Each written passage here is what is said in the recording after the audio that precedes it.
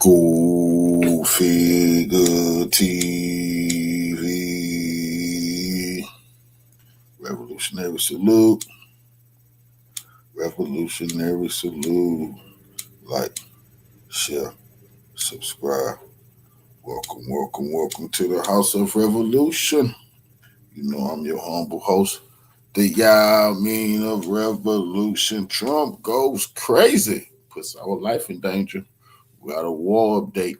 Before we get into that, y'all be sure to wipe y'all feet. That means hit the like button. You in the House of Revolution. Like, share, subscribe, support the platform, y'all. Well, he's blackmailed, so it's got to be war. Let's get right into the content. Salute. All bad news.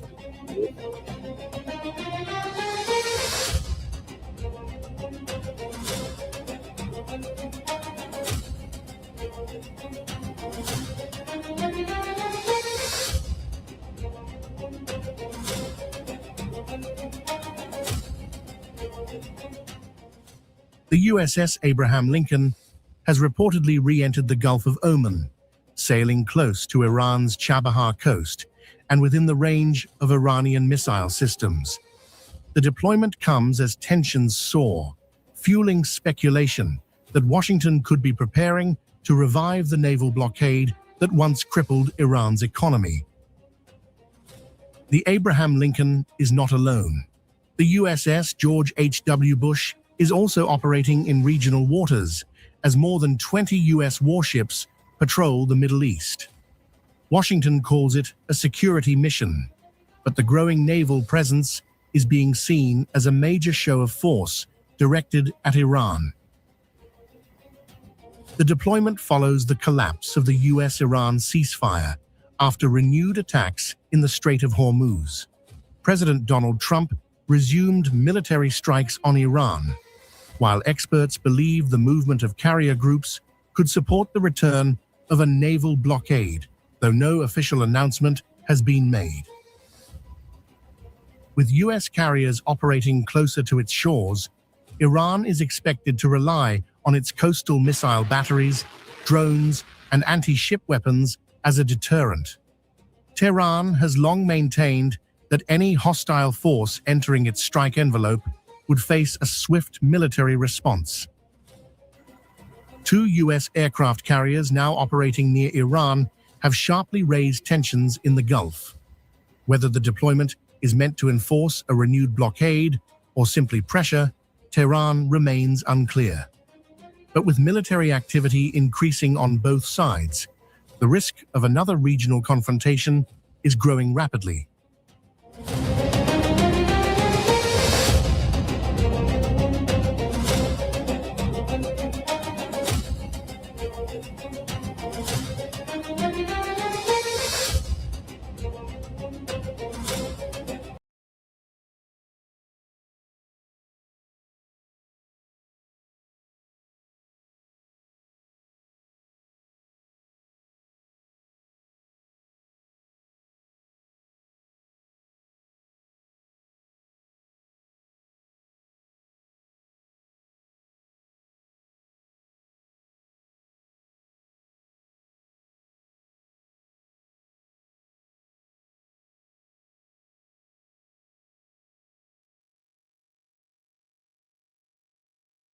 Saturday, July 11th, 2026, and I'm here to talk about what's going on right now in the Strait of Hormuz in the West Asia.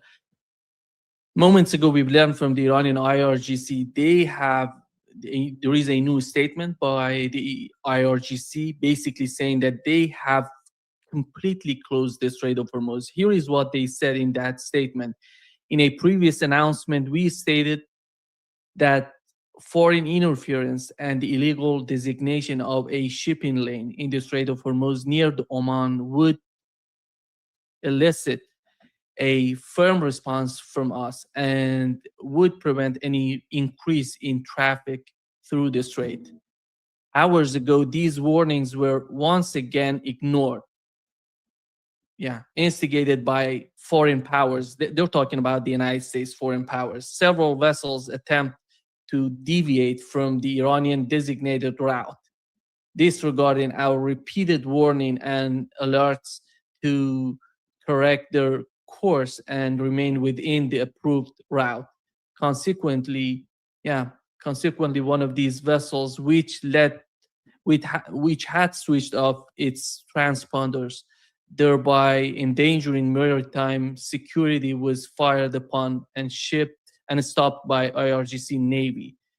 So this is following this incident, firstly, due to security breach resulting from illegal foreign interference, the Strait of Hormuz will be temporarily closed until further notice, and until the United States sees its interference in this region. No vessel will be permitted to pass through. Secondly, should the aggressor exploiting the incident commit any further aggression, we shall respond forcefully, and additional enemy bases in the region will be targeted. As we talk right now, basically the United States is attacking Iran in the southern part, and it seems that they started with HIMARS, and the HIMARS are located in Bahrain. Here is the map, and one of the main targets, here is you see Bahrain here, and the first target was this Bandar Dayer, which is located just to see where this is the Strait of Hormuz. This is the Strait of Hormuz here, and they hit the target here. They used the HIMARS in Bahrain to hit the target. There is a footage that came out moments ago about firing, and they're using the HIMARS in Bahrain. So the other point that, as IRGC mentioned, they hit one of the vessels. It seems that it was serious. The damage was serious to this vessel, which was trying to use the alternative route. What's so amazing, because today we had the Iranian foreign minister going to Oman, talking with the Omani government about this strait. And just moments ago, we've learned that the Iranian special forces are currently deploying mines, in the Omani designated shipping lane. So they're mining the Omani side of the Strait of Hormuz in order to avoid any sort of vessels or ships to use that route, and just to force them, all of them, to use the routes designated by IRGC. This is the situation right now, and the strait is fully closed. And they said the United States is not abiding by the MOU, all those 14 points or 14 paragraphs of the MOU. So I told last time I was reporting on what's going on between Iran and the United States and Iranian response to the American attack, I told you that Iran is preparing to respond, but because they had the funeral of the late Supreme Leader of Iran, the funeral procession, it was in Iran, then went to Iraq, and then getting back. So they were preparing all of this to respond to the United States before the funeral or during the funeral. So the funeral is over. So, and you see Iranians are responding to what the United States tried to do during the funeral and before the funeral. From what I've heard so far, they're prepared. All the air defense systems basically in the southern part of Iran and in Khuzestan and in Bushehr, they are activated right now. There's some reports in Bushehr and Asaluye, which is again in the northern part of the Strait of Hormuz, or in the western part of the Strait of Hormuz, close to the Bandar Dayer, the same location that I show here. Let me bring the map here. And this is Bushehr. And even you see, this is Bahrain. This is the Strait of Hormuz here. And you go up here, you see Bushehr and Asaluye. So the attacks are happening. Some of the attacks were happening here. Let me bring the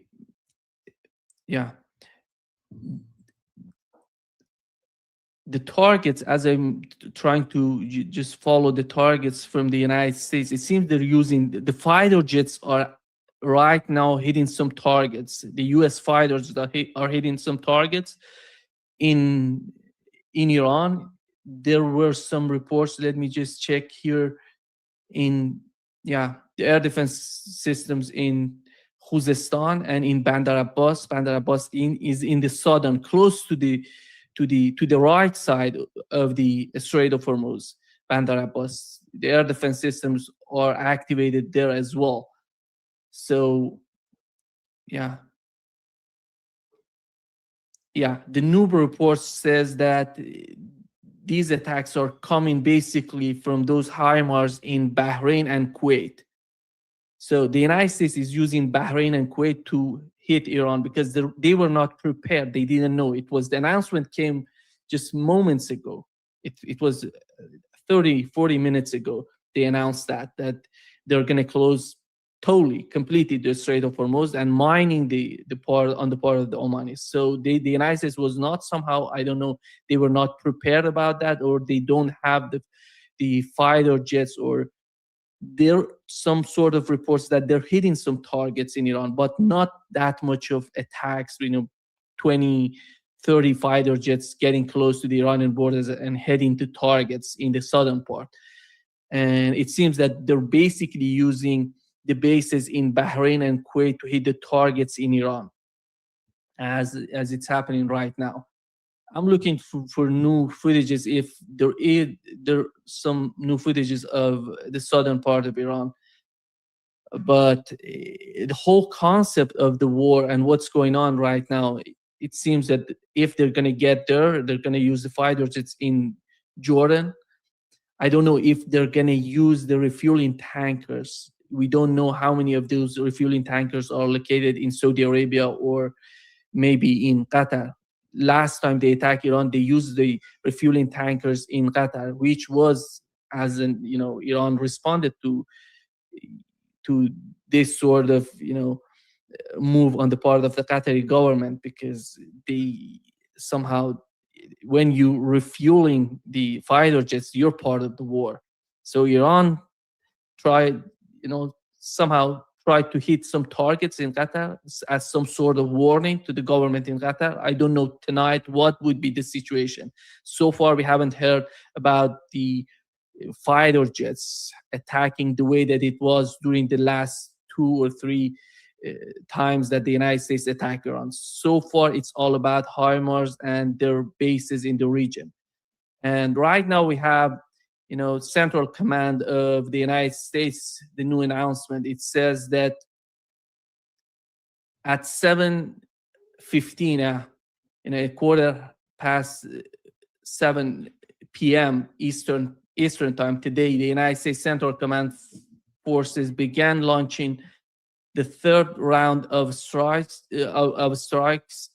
this week against Iran after Islamic Revolutionary Guard Corps forces blatantly attacked, M/V GFS Galaxy. This is the vessel, a Cyprus flag container ship transiting the Strait of Hormuz. A civilian crew member is missing, and the vessel is unable to continue the journey due to onboard fire and significant engine room damage.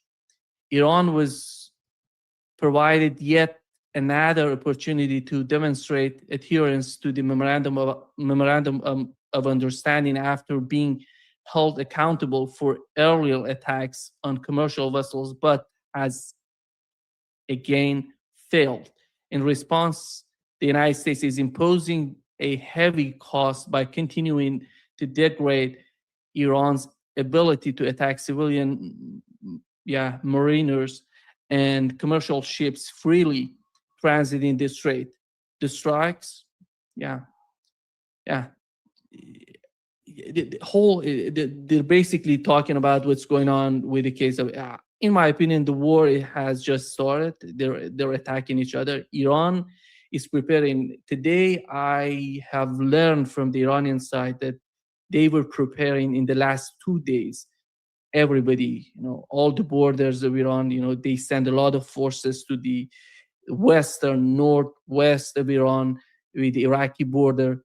to control that. In the southern part of Iran, with the border close to the Baluchistan in Iran, close to the Pakistani border, there are a lot of ground forces there to keep the situation, secure and just to avoid any sort of incursion from the other side on the border.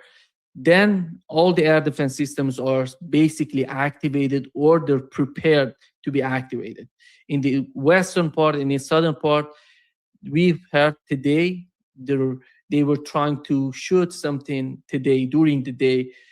There were some explosions in Iran, and we thought that the United States is attacking Iran. Later on, we've learned that no, this is basically they're trying to test their air defense system to calibrate, or I don't know, something of that sort.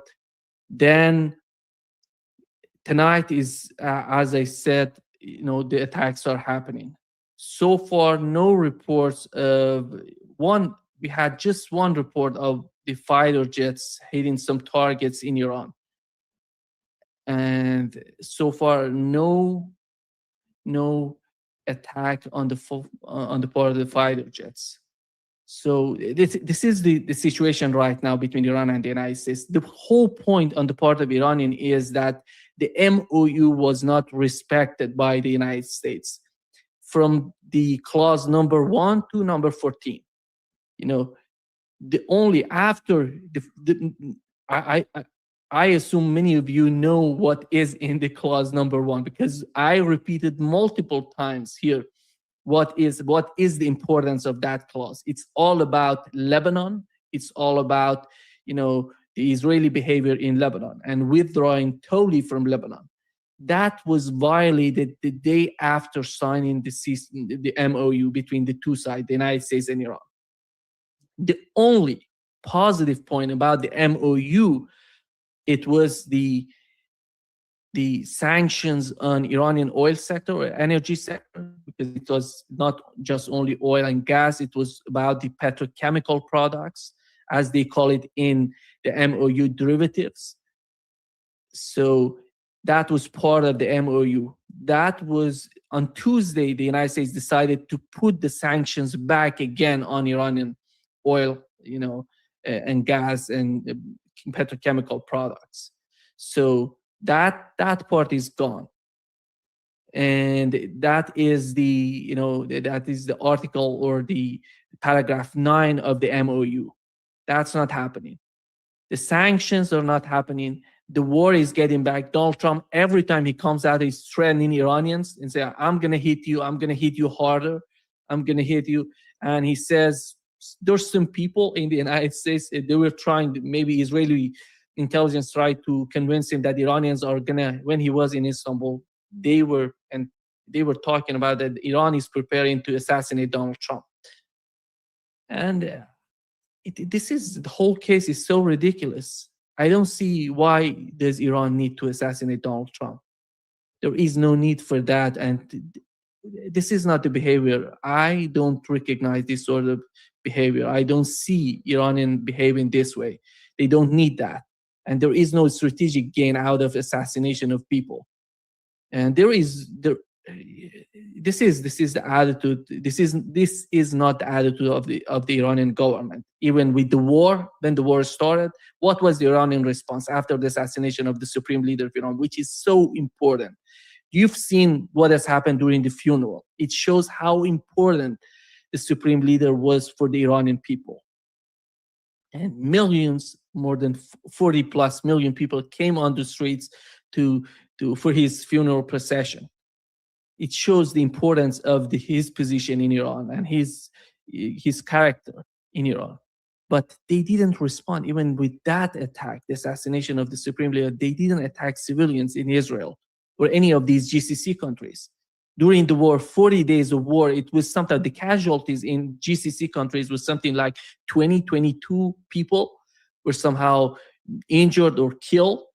It was because of the blast, because of those attacks, on the American bases. That was all. I'm talking about civilians. I don't know, because there, when it comes to the casualties on the part of military casualties or troops or soldiers in GCC countries, the US soldiers, there are various reports in Iran. On the Iranian media that says there are a lot, more than 500 or 1,500 people were somehow injured or wounded. So this is the Iranian part. On the part of the United States, it's something like 15 troops were killed. We don't know about the injured, and there is no report mentioning the numbers of those people, those troops who were injured. This is the reality. When it comes to the Israel, you see Iran has never attacked, civilians in Israel. They attacked, the latest attacks in Israel, if you remember, was the Dimona. They attacked Dimona to show the power of Iranian, how the Iranian missiles, or how they can penetrate the Israeli air defense system. That was the final stage of the war before the ceasefire being announced by the United States. I think that was one of the main issues for the United States, to get the warning that Iran is capable to hit Dimona. And whenever they decide to do that, they're going to hit it. That was the main. It's not just about the United States and Israel being capable of using, the fighter jets going in Iran and attacking Fordo and other, nuclear facilities in Iran. But Iran is capable to hit back. The problem, the difference is that all the facilities, Israeli facilities, nuclear facilities, are above the ground surface. But all the Iranian facilities, even missiles, drones, nuclear program, it's all underground. Underground, it means that it's so difficult for the United States to bomb them, to destroy them. So we are witnessing, I don't know what is the situation in the Ben Gurion air base, because last time we've seen a lot of American fighter jets, refuelers there, being parked there and, without any sort of shelter. So if that's the case, still that's the case, that's a huge sort of fragility on the part of the United States. If things get worse, Iran can hit those targets in the Ben Gurion. So this is the situation right now. And my understanding is Iran sees no reason to continue with the MOU because has gained nothing. Today, the U.S. Treasury Secretary said that they're not going to release the Iranian frozen asset, which they have agreed on. And it was all about the Qatari government. You remember the Iran went to Qatar 2 times. The Iranian delegation went to Qatar all together. The head of Iranian parliament, the foreign minister of Iran, and the head of Iranian central bank. They went to Qatar to find this solution, or to find the way that they're going to get the frozen assets. It seems that the United States is manipulating the whole mechanism of, receiving those frozen assets. As today, the U.S. Treasury Secretary said, we're not going to let them to get those frozen assets. And before, they have to behave. If they behave badly in the Strait of Hormuz, we're not going to let that happen. So basically, Iran is gaining nothing out of the MOU. Not Iran, but also Lebanon, because Lebanon was a very important part of that agreement. That's why they put it in the first clause. It shows the importance of Lebanon. And we know what has happened after that, as I've just mentioned. So the fighting is going on. Today we had some reports from the southern part of Lebanon that they're attacking civilians, they're attacking the villages in the southern part of Lebanon. The Israeli forces are using drones and fighter jets to attack these cities and villages in the southern part of Lebanon. I haven't heard the casualties, how many people were killed so far. But in the last 4 days, it was something like 4 to 5 or 5 to 10 people were killed in southern Lebanon. I don't know if you saw the interview of Israeli Defense Minister Israel Katz, just came out moments ago, or 2 hours ago. he basically says that IDF. He says that IDF has been instructed by the Prime Minister of Israel, Benjamin Netanyahu, and by Israel Katz, to prepare for an independent Israeli military operation against Iran. So they're talking about Israel attacking independently. What does that mean? I don't know if you saw the report on CNN saying that the United States doesn't want Israel to be part of these tit-for-tat attacks on Iran. They want to have full control over the attacks. They want their agenda is somehow different, maybe comparing to the Israeli ones. And so, but Israel has its own plan.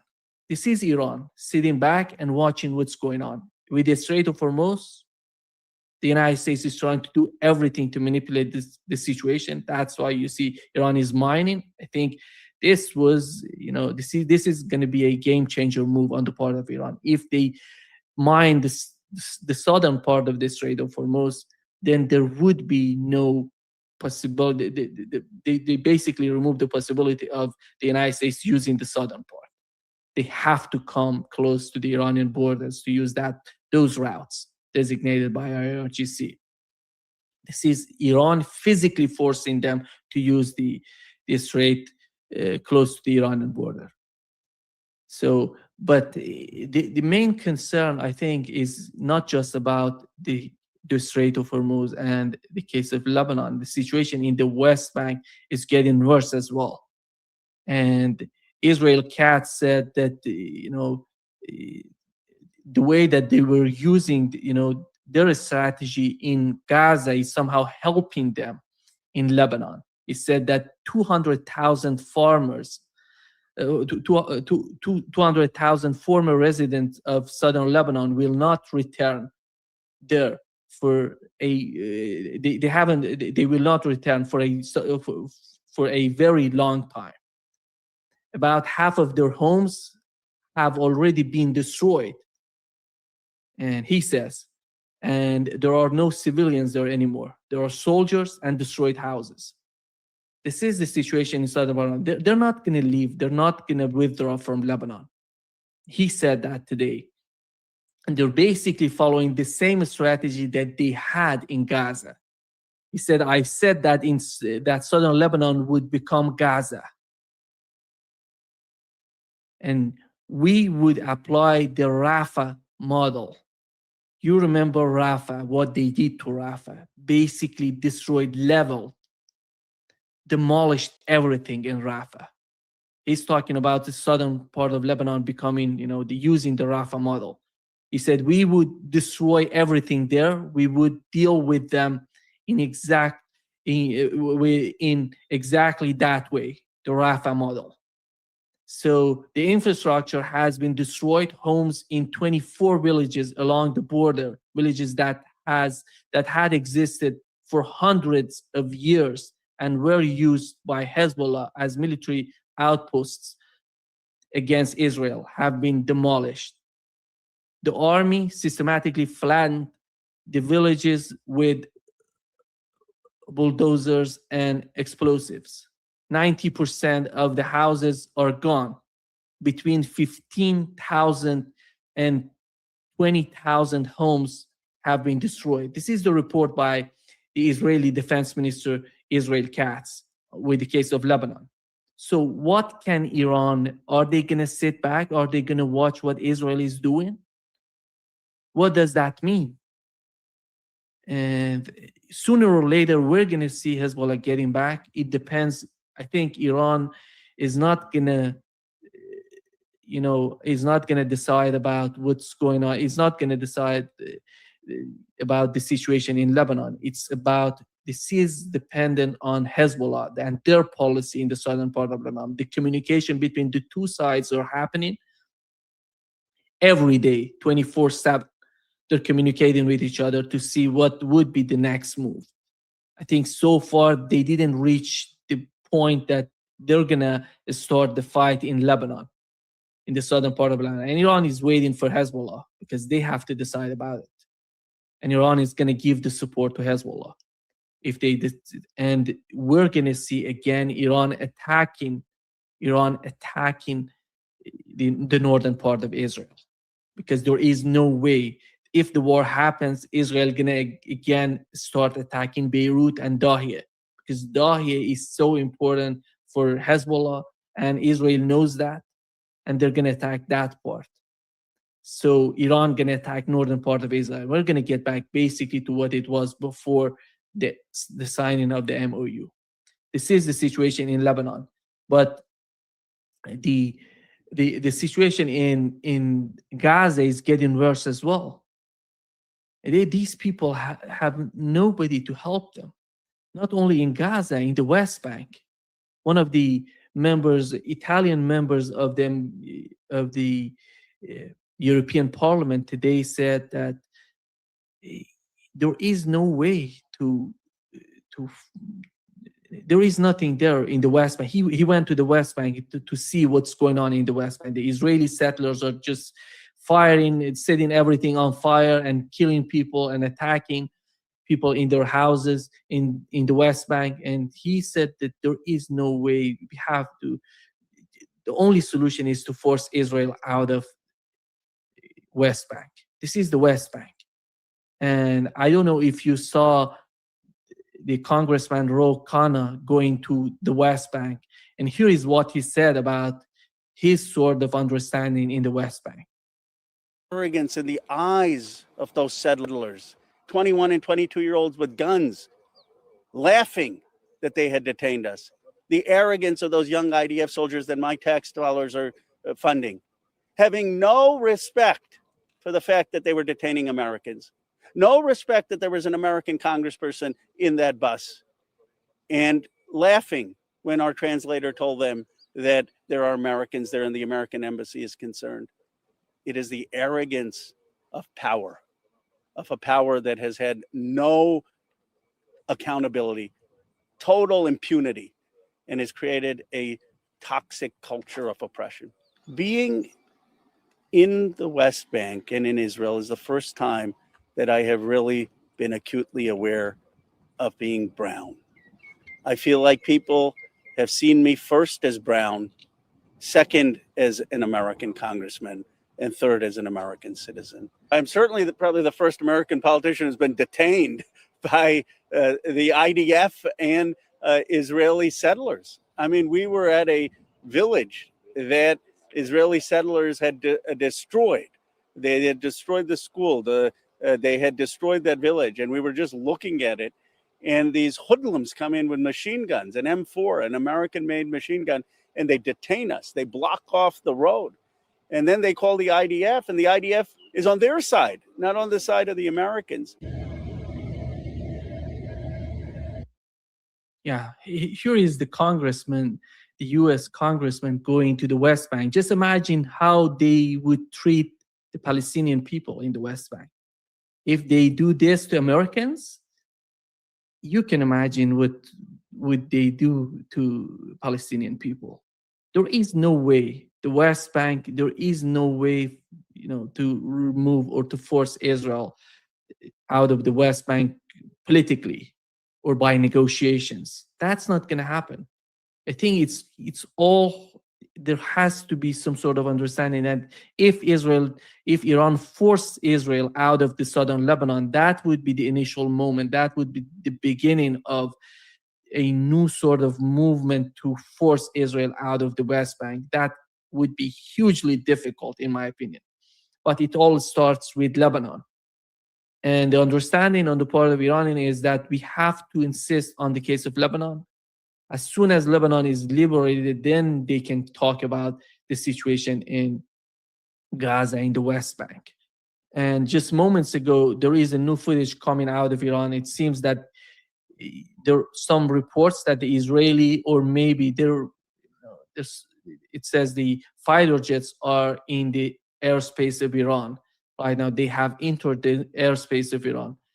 And we don't know if they're all American fighter jets or Israeli fighter jets, but they're there. And here is the new footage, from Mashhad. Mashhad is in the southern part of Iran. Again, And you see the activity of the air defense system, yeah, here in Mashhad, in the southern part of Iran.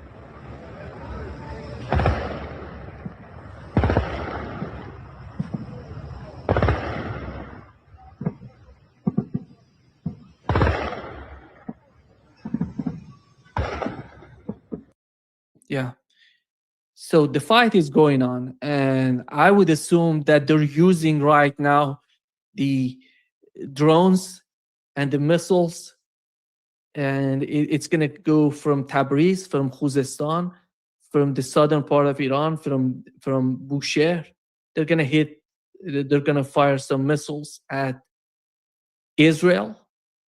Let's see if the assessment on the part of Iran, and if they perceive that, if they understand that Israel is participating or somehow cooperating with the United States with these attacks, which I doubt it, because so far the United States has said we're going to do it without Israel. One of the reasons, not only because they want to control the whole operation, on the other hand, they want to be sure that Iran is not attacking Israel. As I've said, in the Ben Gurion air base, they're going to hit, if they attack Israel, they're going to hit a lot of those weapons and fighter jets, or maybe refueling tankers in the Ben Gurion.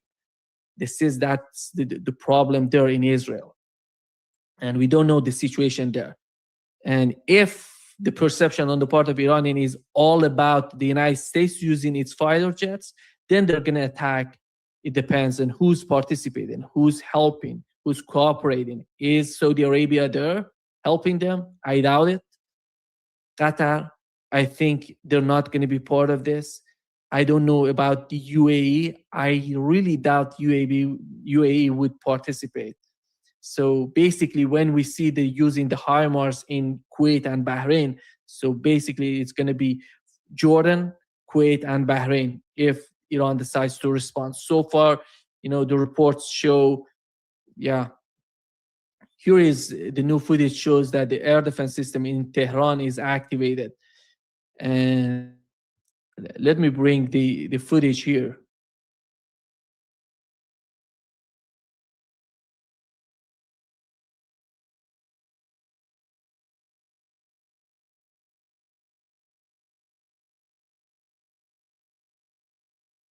Yeah, the footage from Tehran. So basically, it seems that the United States is getting back to what it was before.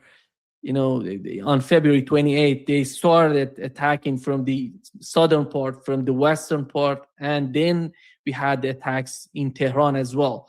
So if the fighter jets are getting there to Tehran, it means that the situation is somehow changing. It's getting back to what it was before. Let me just bring this down.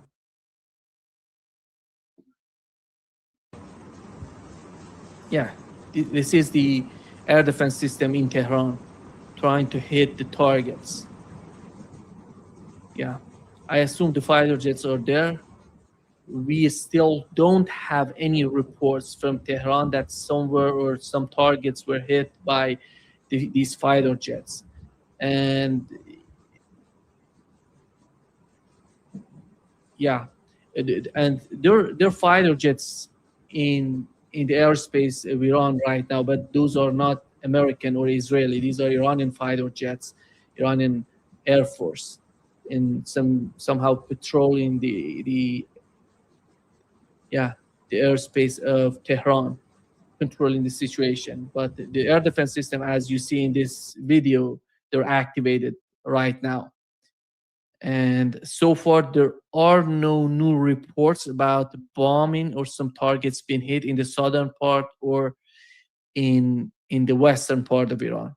Let's see what would happen. Yeah, coming back to the case of Gaza and the case of West Bank, I think that's the plan. And there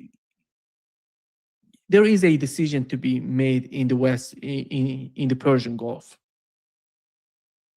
Are these countries are they going to continue with the United States and these sort of policies? Because these tankers, today the tanker was not,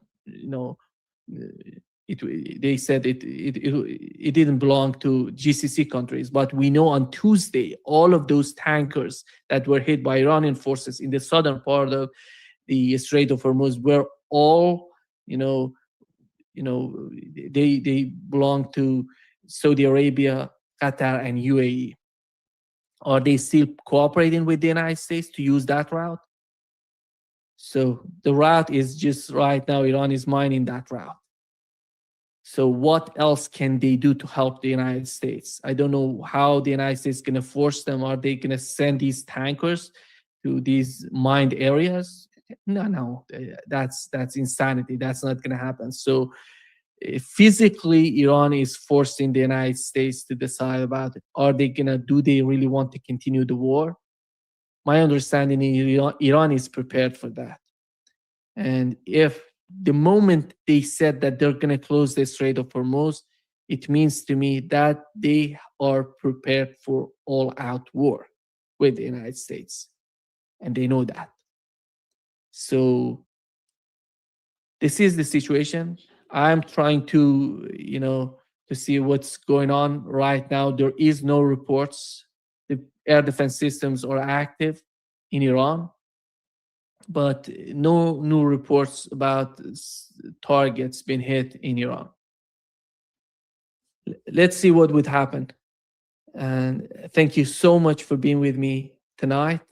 I try to keep you, I try to come, let's see what would happen in the coming hours. If something happens, I'm going to come up again and I'm going to go live and talk to you to see what is the situation on the ground in Iran. And I assume that in the coming hours, we're going to see Iranian attacks on Kuwait, Bahrain, and Jordan. If they attack Israel, it means a lot. It means that, again, we're going to get back to the all-out war. Because Israel going to attack, Israel going to start attacking Iran, and Iran going to respond. I don't know that cycle, if the United States is prepared for that. Another important point that I just forgot to mention is the oil reserves of the United States. In January 2025, when Donald Trump took office in the United States, the oil reserves were something like 395 million barrels. So they, from January 2025 to February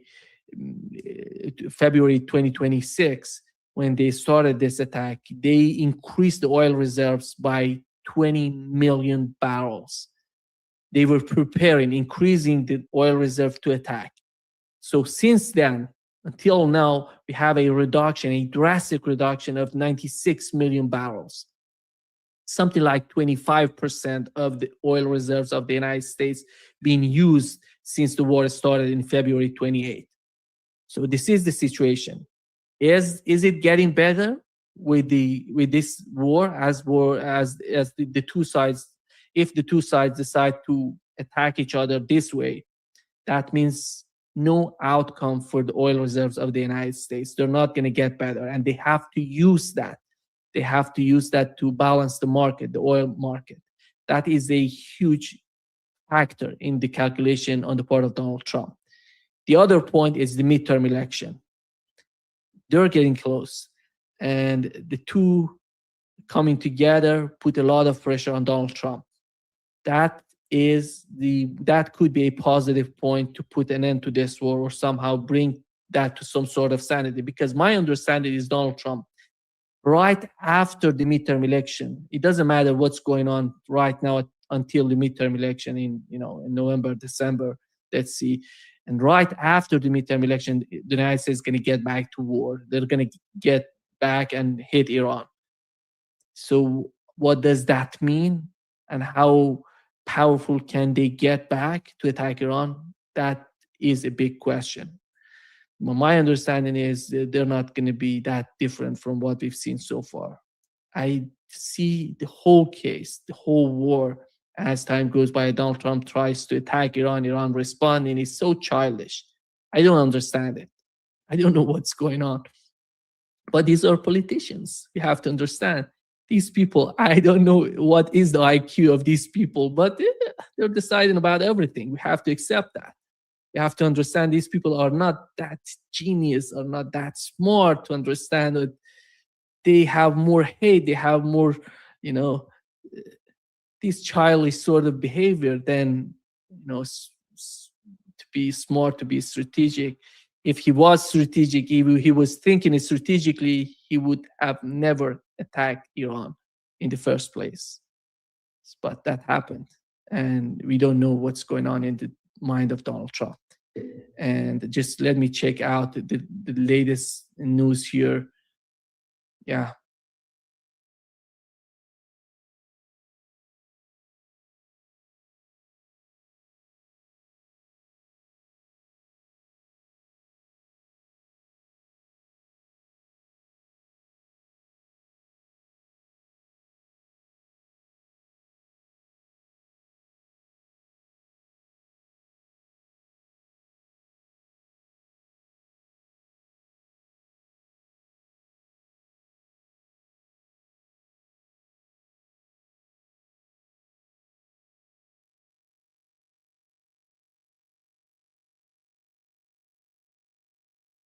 Warmonger and demented clown from the White House, Donald Trump has once again issued a chilling threat to cause more bloodshed in Iran if the Iranian leadership didn't surrender to him effectively. Iran, as expected, has shown the middle finger to him. Iranian Foreign Minister Syed Abbas Araghchi arrived in Oman today to discuss ways to jointly manage the Strait of Hormuz. In an extraordinary development, Israeli genocidal maniacs today detained American lawmaker Ro Khanna in the occupied territories using machine guns provided by the US. Srebrenica marks the 31st anniversary of the genocide committed by Bosnian Serbs. This will be the broad focus of my video tonight. Also in this video, English football captain Harry Kane showers praises on Israeli slave Trump, leaving football fans angry on social media. So please stay tuned. The deranged occupant of the White House has threatened Iran with more strikes if the Islamic Republic carried out its threat to assassinate him. Trump took to social media to write, and I quote, 1,000 missiles are locked and loaded and aimed at the Islamic Republic of Iran, with thousands of more to immediately follow. Should the Iranian government act on its threat pronounced in many corners of the globe to assassinate or attempt to assassinate the sitting president of the United States of America, in this case, me? Orders have already been given, and the US military is ready, willing, and able for a 1-year period of time, subject to extension, to completely decimate and destroy all areas of Iran. Praise be to Allah, President Donald J. Trump. End quote. Iranian Foreign Minister, who was in Oman today to discuss future strategies to jointly manage the Strait of Hormuz, had earlier tweeted, and I quote, Iran has so far kept its word, unlike the so-called US Treasury Secretary, who is violating Para 9 of the MOU. That violation follows other violations and missteps by the United States. Reality check. There can only be mutual compliance. End quote. Araghchi said that the talks with Oman on the future control of the Strait of Hormuz will continue. This raises serious questions on the Iranian strategy. Either you take on the bully head-on or announce your surrender. Trump is mocking Iran every single day and even making a mockery of the MOU and the ceasefire. Israeli terrorists have continued to bomb Lebanon, despite Iran announcing it as its red line. But the Iranian leadership has continued to engage with the Americans. I'm afraid Iran will learn the hard way if it doesn't do an urgent course correction and adopt aggressive posturing. You simply can never have peace with a depraved soul and known genocidal maniac. What happened to the Persian pride? Meanwhile, Trump has also started legal proceedings against several New York Times reporters for reporting on the security flaws in the newly modified Air Force One gifted by Qatar. Apparently, this new plane doesn't protect him from missile attacks. This was the reason why he had decided to dump this plane and fly back home in the old Air Force One, fearing Iranian attacks. Yeah, this is personal for President Trump, this particular case. He's been angry about the news reports involving this new plane. He said one thing to the public. He seemed to be lying. Government sources said another thing to the public, indicating he was lying. And then Trump was angry about the news coverage, angry about being contradicted by his own government, by anonymous officials who seem to be trying to get the truth out about why this plane switch happened.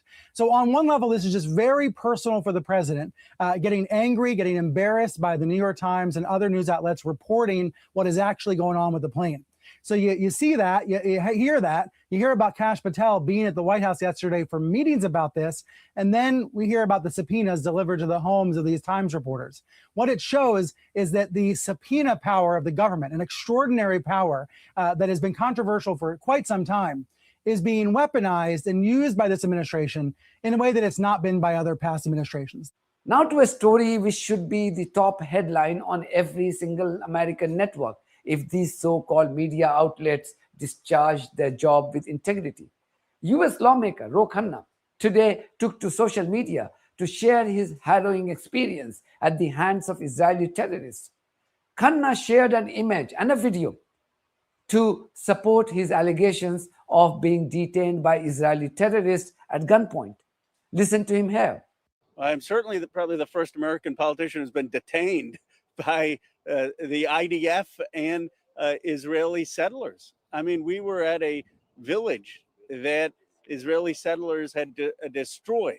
They had destroyed the school. They had destroyed that village, and we were just looking at it. And these hoodlums come in with machine guns, an M4, an American-made machine gun, and they detain us. They block off the road. And then they call the IDF, and the IDF is on their side, not on the side of the Americans. Being in the West Bank and in Israel is the first time that I have really been acutely aware of being brown. I feel like people have seen me first as brown, second as an American congressman, and third as an American citizen. I saw the arrogance in the eyes of those settlers, 21 and 22-year-olds with guns, laughing that they had detained us. The arrogance of those young IDF soldiers that my tax dollars are funding, having no respect for the fact that they were detaining Americans, no respect that there was an American congressperson in that bus, and laughing when our translator told them that there are Americans there and the American embassy is concerned. It is the arrogance of power, of a power that has had no accountability, total impunity, and has created a toxic culture of oppression. Ladies and gentlemen, do not underestimate the importance of this extraordinary development. Israeli terrorists today showed the Americans their real worth by detaining a lawmaker of their country. Ro Khanna is someone who could be the presidential candidate in 2028, but Israeli thieves couldn't care much. They used American weapons to terrorize a powerful American lawmaker and kidnapped him by scaring him with the same weapon. How shameful is this for the US as a country? Dear Americans, is this acceptable to you? Is that why you elected this delusional fool to power, so that he could let a bunch of medieval barbarians humiliate you at the global stage? For years, the Palestinians complained that Israeli terrorists treated them with utmost contempt and disgust. American propaganda outlets and Israeli stooges mocked the Palestinians by claiming that Israel had the right to exist and there was no truth in the Palestinian claim. Now what? If these Israeli barbarians can audaciously kidnap and harass an American lawmaker at gunpoint, can you imagine what they would be doing to ordinary Palestinians every single day? So the next time these enemies of humanity invoke anti-Semitism to avoid accountability for their ghastly crimes, just ask them to FO. That is, if the Americans have any self-respect left. This clip explains what I'm talking about.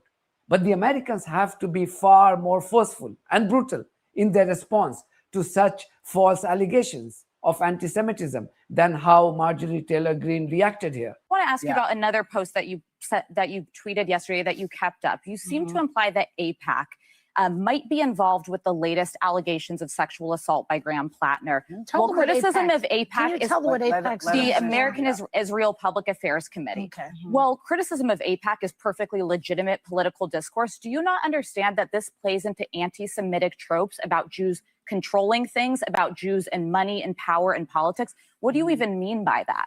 Well, what I mean by that is it's unfortunate that rich donors that put Israel first are playing in American politics. Well, just like my AIPAC friend is Thomas American Massey. donors, to be clear. It's Americans they're- who care about the No, US. no, no. They care about Israel first. Israel's committing genocide.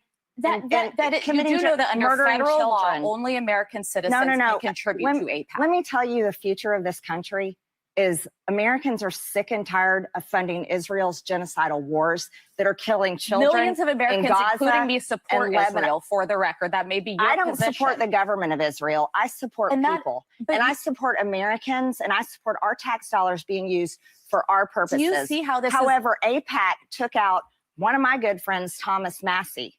Okay, and Thomas Massey worked for his district. Thomas AIPAC Massey also lost worked because against Donald Trump me. endorsed against Thomas Massey. Thomas to be clear, Massey you're going to lost blame because AIPAC Miriam now? Adelson. Because it feels like blaming Miriam the Adelson Jews. put It in- feels like you're blaming the No, Jews. I'm blaming donors that put Israel first over America. And this is a American Well, donors who interrupt. support Israel. We're out of time. In the UK, a far-right racist group has displayed one of the worst examples of racism and Islamophobia by setting fire to a replica of a mosque. Worse, the police simply couldn't stop these thugs from carrying out this deplorable act. Imagine if someone displayed just a fraction of this racism targeting the Jews in this country or a synagogue. The Prime Minister would be holding a Cobra meeting, and all those responsible would have been languishing in jail for years to come. This Al Jazeera report explains the history of this disgusting tradition in Northern Ireland.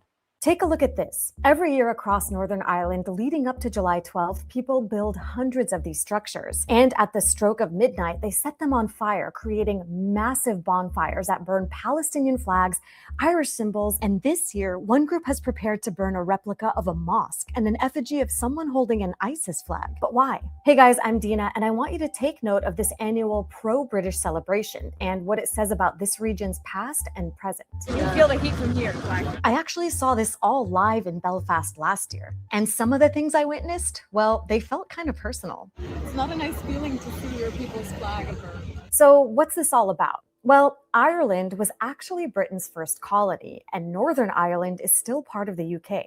This is Britain. And that's the core divide here, between those who identify as British and those who identify as Irish. I've always felt Irish and very proud to be so. I class myself as British. That's our culture, Protestant culture. In Northern Ireland, many are loyal to the British crown and are often descendants of Protestant English and Scottish settlers. So the bonfires and parades like this one are really a celebration of Protestant dominance. They commemorate the victory of a Protestant king over a Catholic one in 1690 amid the colonization of Ireland. 12th of July, it's a good day. It's better than Christmas. The Irish fiercely resisted colonial rule over hundreds of years, and in 1921, they gained partial independence. But Britain partitioned the island and created Northern Ireland. And there, Irish Catholics faced systematic discrimination and violence, and eventually they rose up against oppressive British rule. The tension boiled over into 30 years of violence known as the Troubles. During that time, July 12th parades were seen as particularly divisive, as Protestants often marched through Catholic neighborhoods. And it wasn't until a peace deal was reached in 1998 that the bonfires started getting much bigger. Today, some stand as tall as 20 stories high and take months to build. And they remain flashpoints for deep, ongoing sectarian tensions and hatred.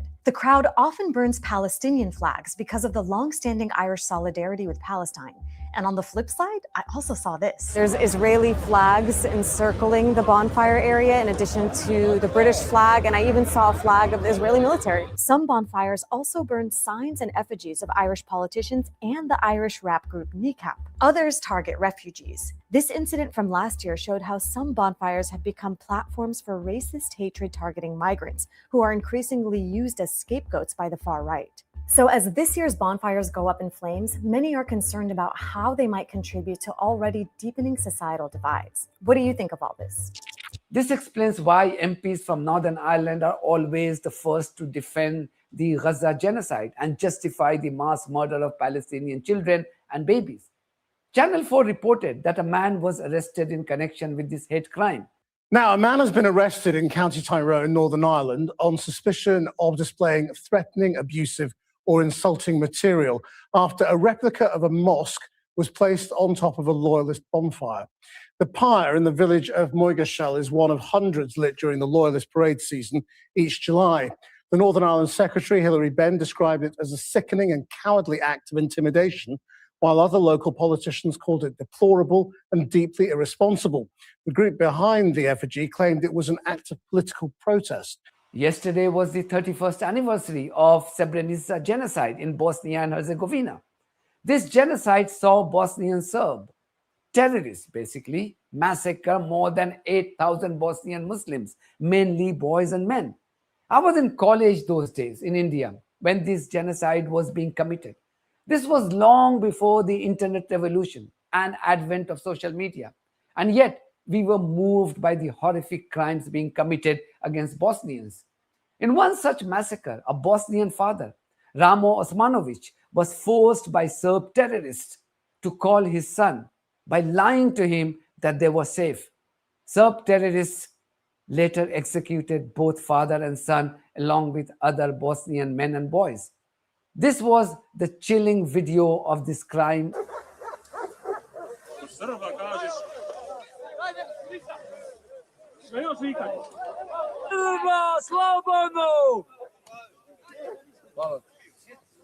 This genocide is important because Iran's IRGC was the only entity bypassing the UN arms embargo to help and train Bosnians.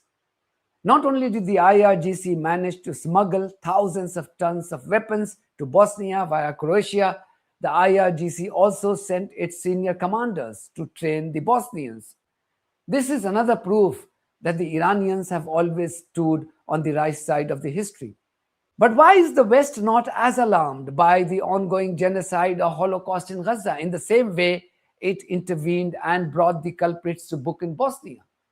Last week, the UK Parliament once again debated the Palestinians' plight in Gaza and the occupied West Bank. There were several powerful speeches, but the one that caught my attention was the speech made by the longest-serving MP from the Conservative Party. His name is Sir Edward Leigh. He is also the father of the house. I've been to the West Bank. I've seen what is going on there. This is profoundly wrong. People who have merely tilled their land for 2,000 years are being bullied, forced out. Even when we went there, we were confronted with armed settlers. This is outrageous, and the whole house should cry out against it with one voice, and the government should take action. And this is why this motion is so important. And I'm appealing to my Jewish friends. So many good, honest, reasonable people who detest what is going on at the moment, who are entirely in tune with Jewish culture. But unfortunately, the Netanyahu government is bound by right-wing extremists, people who care nothing about human rights, who have this sort of weird and ridiculous notion that perhaps because 2,000 years ago this land was held by Jewish people, perhaps, we're not even certain of that, that they have a right to go in and force out people, destroy their lives. So I want to appeal to moderate Jewish people. This must stop. And just imagine, dear colleagues, if we had a government, and the Israeli government could stop it tomorrow, couldn't they? And if the whole world acted with one voice, I think we could put sufficient pressure on it to act. But just imagine if it stopped tomorrow. I leave you with this thought. If there were no more illegal settlements, if no existing settlements were expanded, if the Palestinian people were allowed to live in peace and freedom like everybody else, would not the skies lift? Would not Israeli people feel that they could live in peace? We cannot have endless war. All empires come to an end. They cannot just destroy the Palestinian people in the misguided notion that that will give them security. It will give them no security. There will be endless war, endless hatred. Let us just say in this house that we believe profoundly in the unity of the human spirit. There should be no Muslim, no Jew, no Christian. We are one people, and we demand that the Palestinian people, like all other peoples on earth, have a right to their own nation. I will leave you with this clip of England captain Harry Kane. Just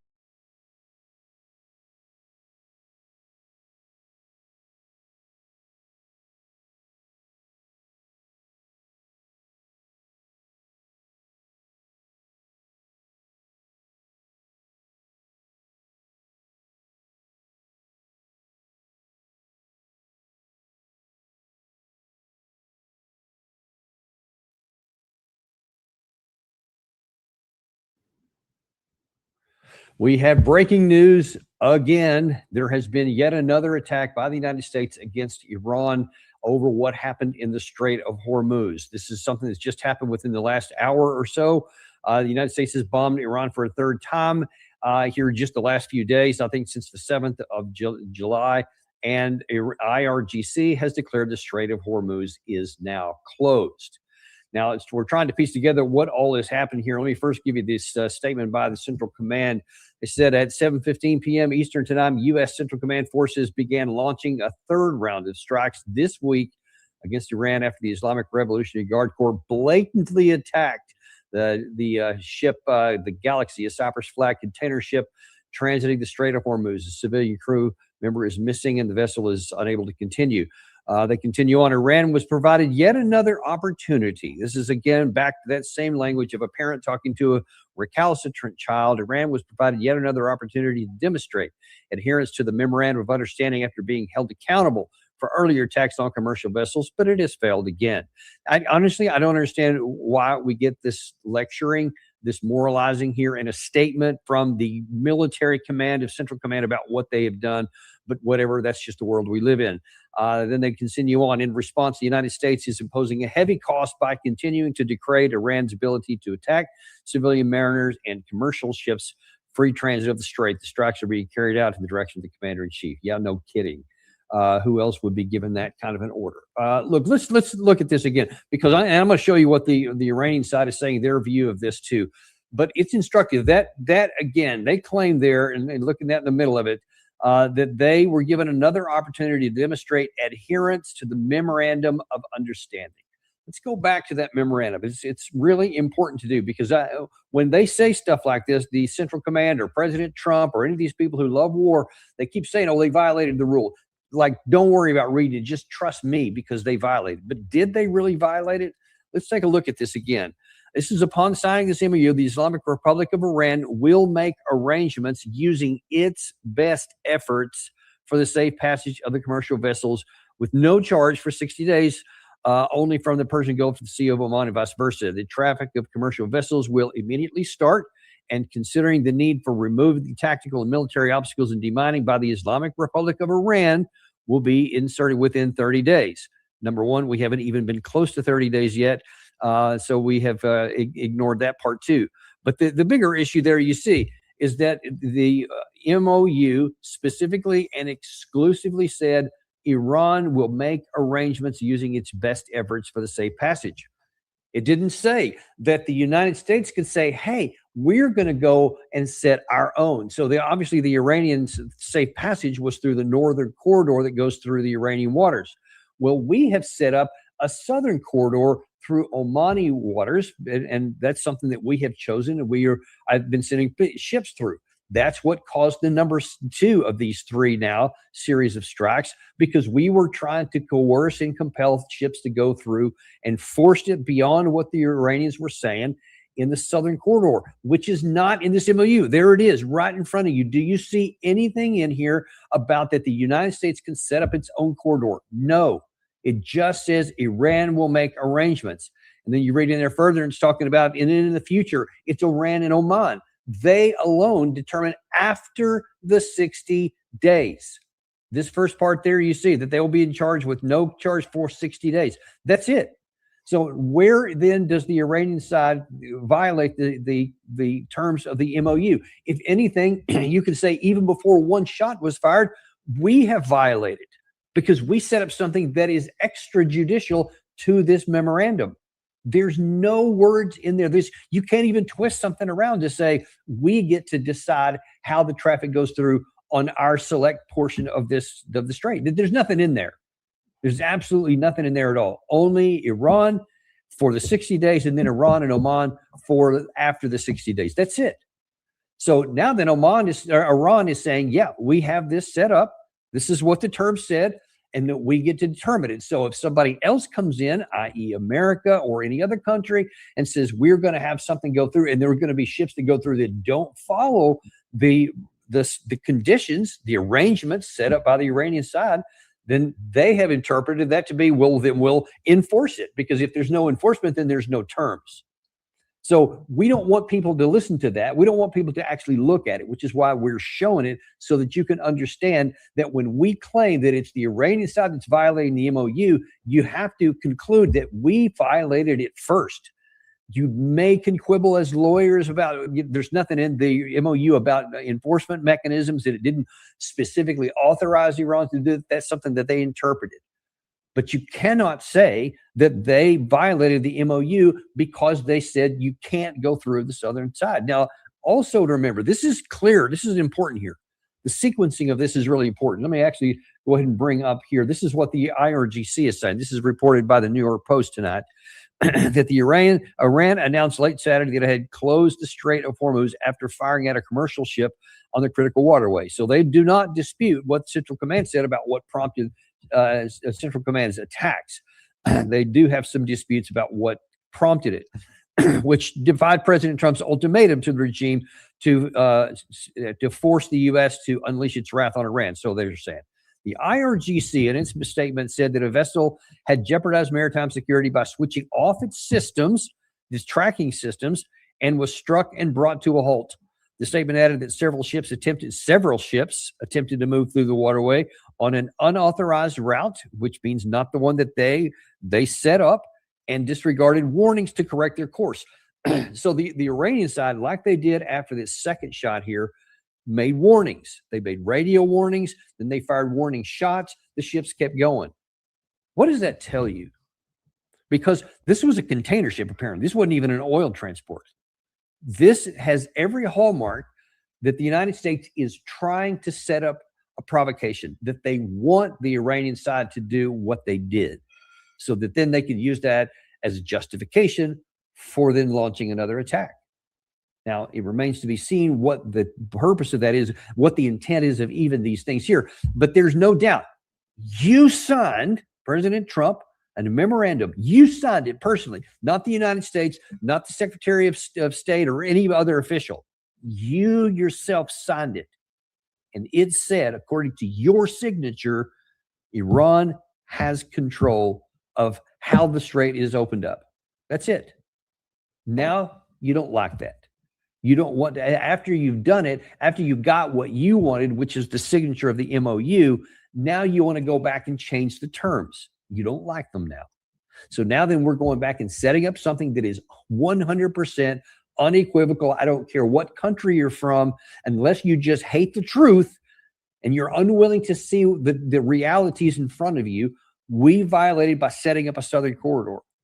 There's nothing in the MOU that we signed that authorizes a southern corridor or America to enter into and decide on our own how that's going to be done. It's just not there.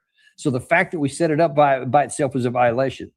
And again, you want to say lawyerly language. There's nothing in there about enforcement mechanisms. Very well, fine. You can go ahead and make that argument if you want to. But the bigger question that even that has to bring up: what are we doing here? What is the objective here? What is America's strategy? Is the strategy to get the Strait of Hormuz open? Because if it was, then what we should have done is nothing. We shouldn't have set up any corridors. If the Iranian side had set up corridors and they weren't going to charge fees for 60 days, great. Let's shuttle everybody through there and get as much traffic as we can out, as much traffic as we can in, to get the loop back going and to get the flow of oil back on the global market. That would seem to be in America's national interest. It would be in our financial interest. It would stop the draining of our strategic petroleum reserve, the SPR. All of these things are positive for America. Why then do you want to set up a condition that the Iranian side has very clearly articulated? This is a big issue for us. For us, it is a red line, and we're not going to give into it. If anybody has any doubts, let me show you what Professor Morandi from Tehran University told us. Actually, he didn't tell us. We pulled this off the internet, but this is what he said on a television show on the 7th of July. And if I'm not mistaken, this was before even the first of these 3 rounds had happened, but nothing has changed from this. The Iranians have told the Omani government that they would like to work with them. They've had negotiations. But the Iranians have also said if Oman pulls back under duress from the United States, Iran will do it alone. So Iran is not going to wait for Oman. The decision has been made in Iran that they will, from now on, control the strait. They will take fees, not extraordinarily high fees, because Iran wants shipping to go through the strait. Iran wants the Persian Gulf to be a source of wealth for the entire region and for Iran as well. But Iran will also prevent hostile ships, naval ships, from the Israeli regime or the United States from being able to go to the Persian Gulf, to militarize it once again. So now what the Iranian, the IRGC other statement had said prior to, in addition to what I just showed you there, they also said if there are any more strikes against Iran, it will be met with a severe response, they said. So again, we have to ask the question, that can't be a surprise to anybody. The Iranian side has been saying over and over. As a matter of fact, this was, I believe it was Ghalibaf. Yeah, this is their the Speaker of the Iranian Parliament. And this was after the first round. So this is on July 8th. Said America still hasn't learned that bullying and breaking promises are no longer cost-free. Let me put it plainly. If you strike, you'll get hit. Don't flail around pointlessly or you'll sink even deeper. The Strait of Hormuz will only open with Iranian arrangements. That's straight from the MOU, which I just showed you. And he's, again, saying the same thing that Professor Morandi did, which is why we put him on, because he has direct lines to many in the Iranian government, and he has always put out pretty accurate information. Whether we liked it or not, it's been accurate. And there you see it from the Iranian official himself. He's saying the same thing. So they're telling us over and over, if you hit us, you're going to get hit back. So no one should be unclear on this. After the first 2 rounds, one of the things I'd pointed out before, which was reinforced again today, is that we say we're sending a message and we're, telling you, you better not do this. You better not have, you better not try to control the southern part of the Strait of Hormuz, because that's what we're doing here. And there's going to be a price to pay if you don't. And I said those messages were not received, because the next morning after the first one and after the second one, they continued, the Iranians did continue to control the Strait of Hormuz. And today, and President Trump gave this ultimatum. You may have seen it on some X and some other places where he gave an ultimatum yesterday and said, if by Saturday, Iran does not open up the Strait of Hormuz free and clear and have nothing to do with it at all, not only no fees charged, but also no control or whatever, then there will be consequences. That was an ultimatum by President Trump yesterday. He said we're going to have talks in Qatar and we're going to discuss this. And there's some of the, I think I even saw on CBS News, it was ridiculous. Modern journalism in America today is so embarrassing to me. They actually put out, because some senior administration official told the media that it's likely that Iran would announce today that they're going to completely open up the strait and they're not going to have any control whatsoever. And that they apologized because they made a mistake by what they had done before. That's what they said. That this Iran had said this to President Trump and to the senior administration officials. That is so absurd. That's contradictory to everything that all the Iranian officials are saying out loud, and their actions are lining up behind what they're saying, which is it's embarrassing anyone even believed what they were told. You can't hardly take anything at face value by our government anymore. Everything they say is not backed up by actions.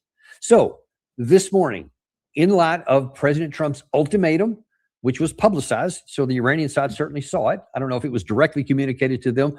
I don't know if we're doing that. But first of all, it was obviously that the whole claim was a lie. President Trump said there's going to be a meeting in Qatar. There wasn't. The Iranians went to Qatar to talk about something else, but there were no communications directly with the United States. So there was no meeting between the United States and Iran in Qatar. So that was a lie. Or something that just came into President Trump's mind, but whatever, he still had publicly said there's an ultimatum. Well, the day was getting on and there hadn't been anything had happened. Well, instead of the Iranian side, like, let's just kind of be copacetic, we again sent traffic through the southern corridor, the Omani corridor. So we obviously wanted to spawn another attack, and we got it because the Iranian side says we're not going to back down. This is what we're authorized to do in the MOU. You signed and we signed, and we will not back down. So even though there's now been 3 rounds of attacks, and even though they were under threat of an ultimatum today, they still said we are going to maintain this, and we're not going to back down. So what Ghalibaf had said is shown to be very true. Let me put it plainly. He said, let me say it again, if you strike, you'll get hit. So now the question is, what is going to happen there? In every case, when we strike Iran, they strike back. And listen, there are those, let's just be honest, and let's be clear too, in case anybody's missing this.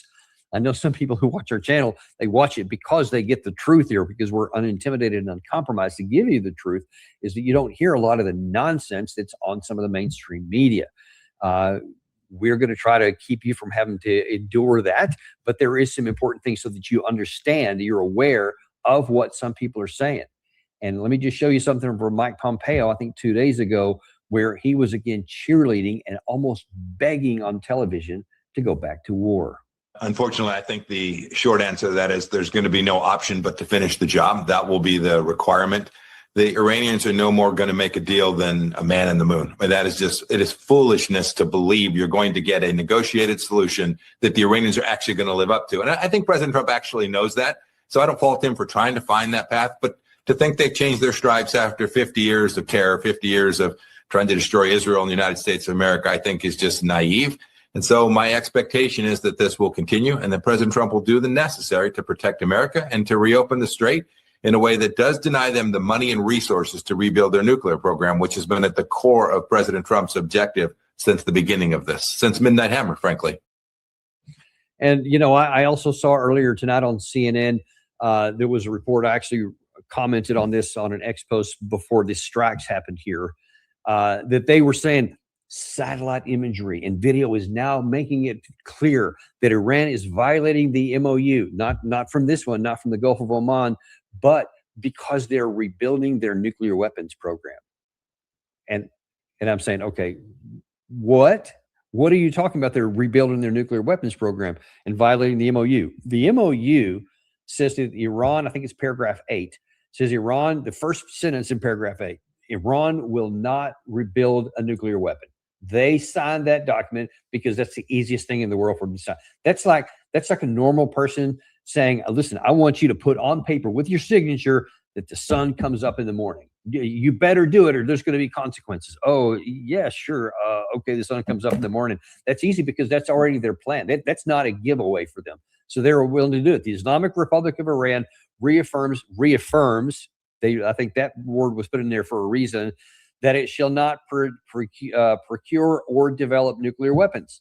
They agreed to that. They signed it. They have no problem signing it. But remember, what should have prevented this war from even starting on the 26th of February with Omani mediation, we had a deal in principle and outline and publicly made clear by the Omani foreign minister on CBS News that we had the broad outlines that would have been a genuinely better deal for America regarding the nuclear program than the Obama JCPOA.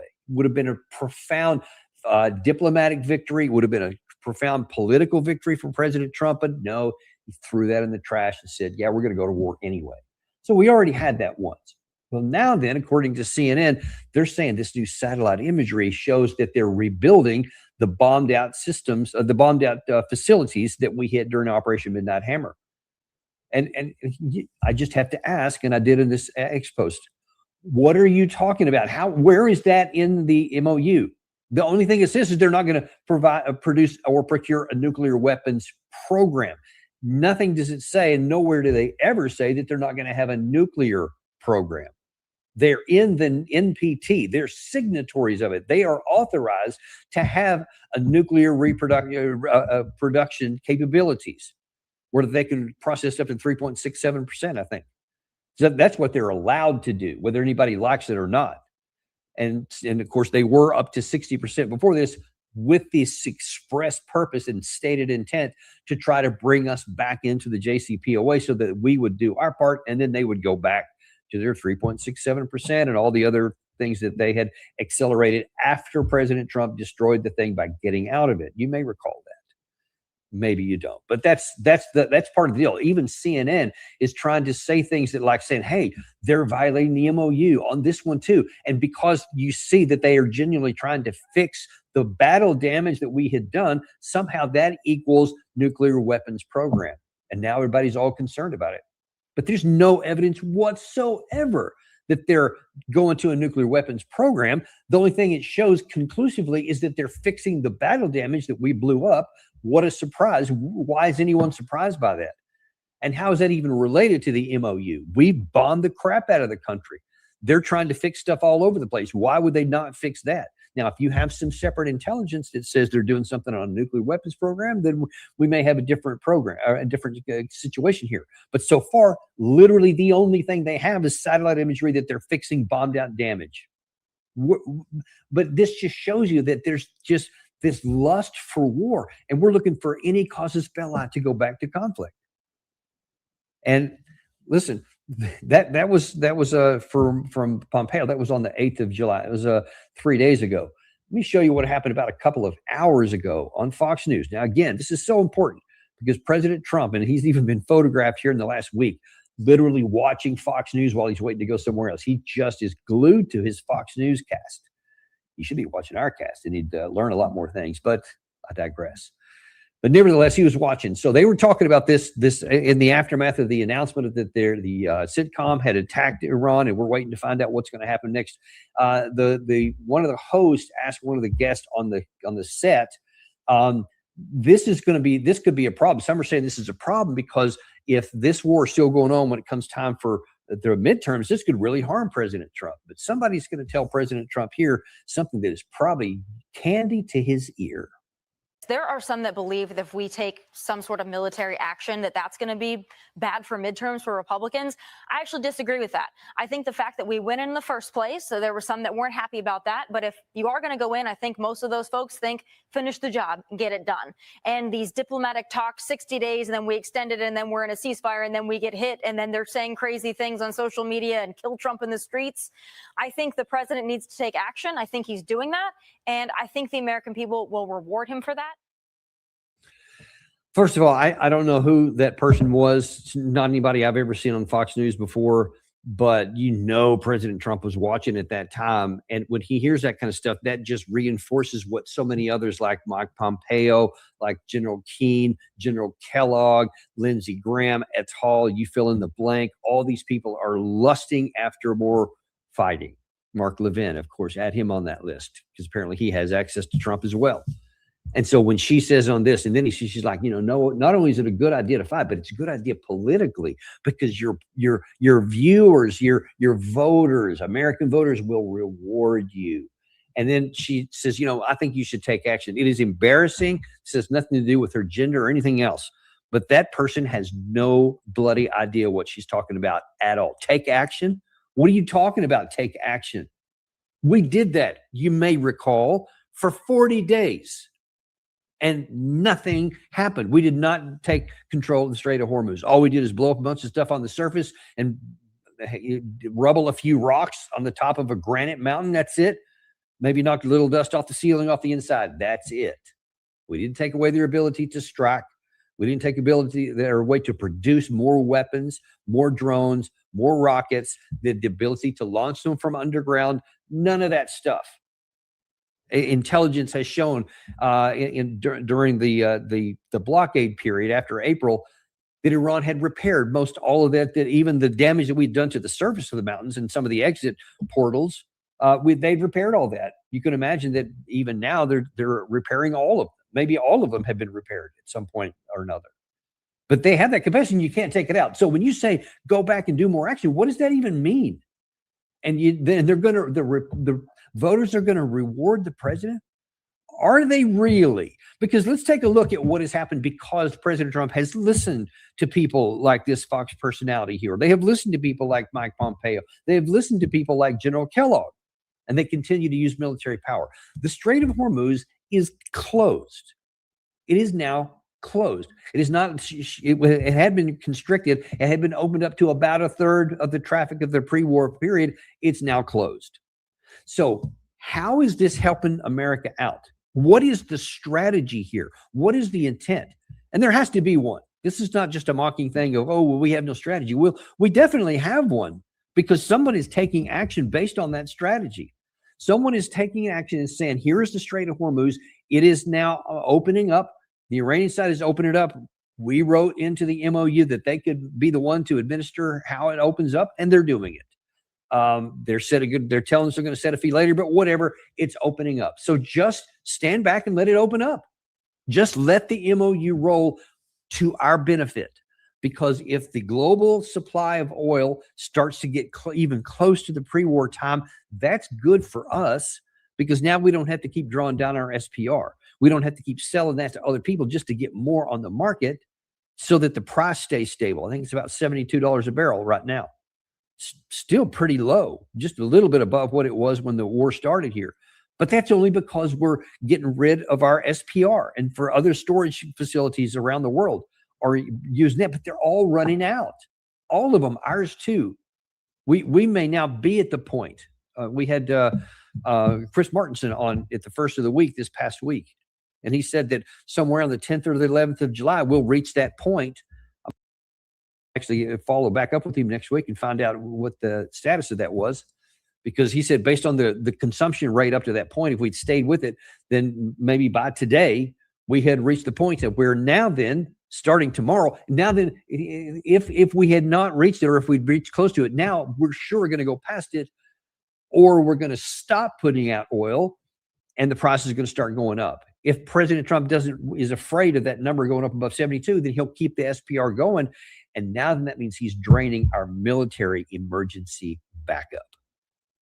Let that sink in for a second. Because we are being some kind of strategy that says we want to keep sending stuff through the Strait of Hormuz. We know that the Iranian side is willing to fire on ships that violate the southern corridor, and we're going to compel ships to go through there until they get hit. And then we're going to strike back on terror. And then, of course, as anyone could have predicted, the strait is now closed. And now the IRGC is going to continue to attack. There's no reason they shouldn't. There's no reason they won't. We've already demonstrated the inability to close the strait, to force them to open the strait on our terms. We can't do it. And to try more means that we're just going to prompt more strikes by Iran on our assets elsewhere in the region, or maybe on our allies as well. That's what we're facing right now. So we're harming our own interest here, and now we're likely going to continue and go back to an accelerated drawdown of our strategic petroleum. And now then, it's almost all going to be coming out of our emergency backup for the military. That's stuff like jet fuel, it's diesel fuel, other kinds of derivatives, other products, other refined products, all that stuff now, we're draining it out. So if we have some other emergency, or if there's a bigger blockade later, we're screwed militarily. We won't have it. So President Trump that's the net result of it, a reduction in our strategic reserves. And so that's making our national security more vulnerable. It's going to make price of oil go up. There's almost no way it can do anything besides that. When they've closed it back down, you can just count on it's going to be higher. So what is the point here? Where are we going? What are we trying to accomplish?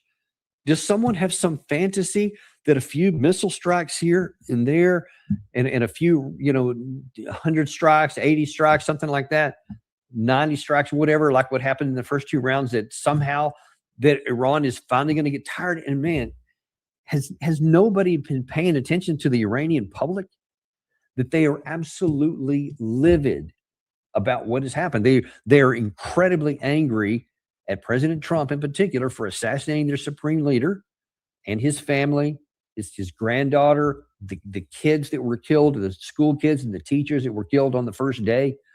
All that stuff is just at the front of their minds, and they are demanding revenge from their government. They're demanding stop negotiating. They don't want the government to negotiate. So far, the government's been doing it despite the growing population against it.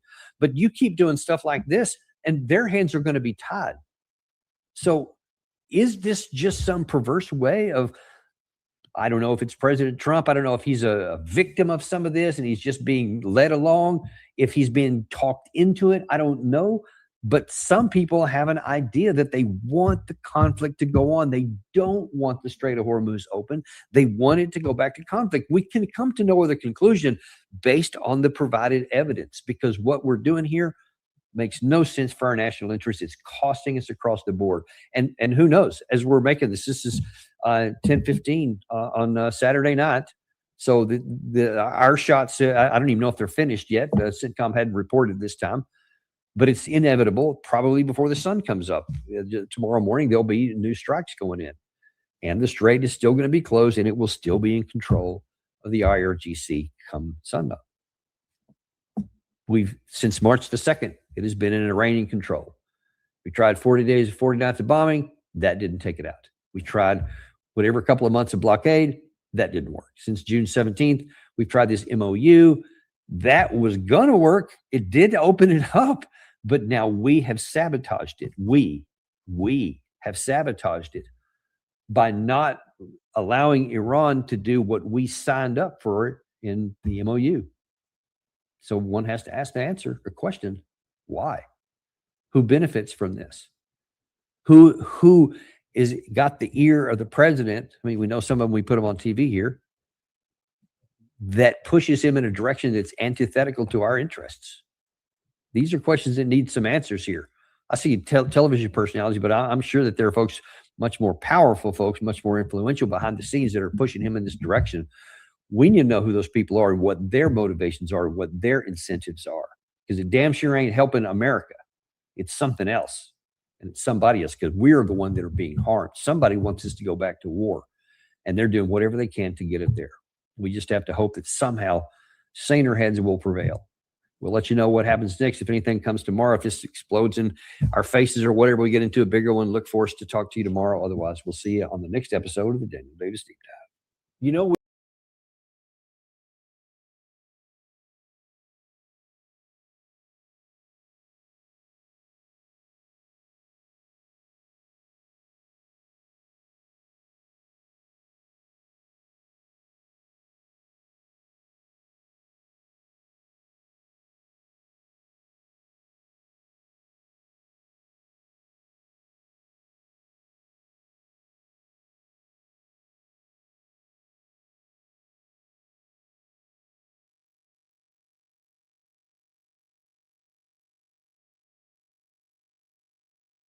translate Persian to English, there has to be some sort of, in my opinion, some sort of misunderstanding. What is that?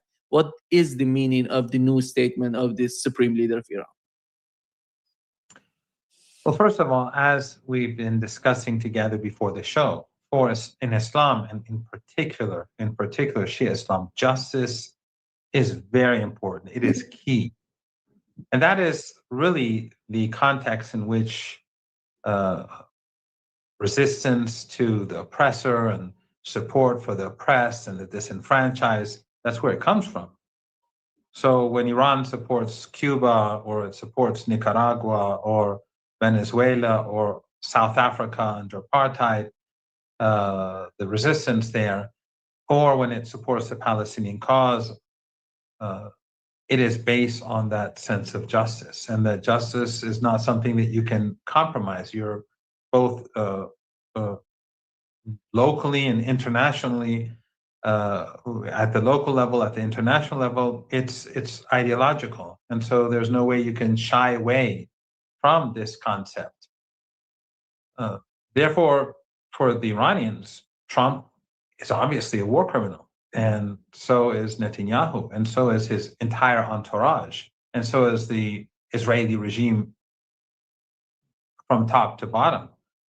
These people have carried out crimes against humanity, whether it's the person who pressed the button to slaughter the 168 little kids in Minab, or whether it was the officer who coordinated the strikes, or whether it was the political leadership that made the decision. They're all war criminals, just like the Nazis.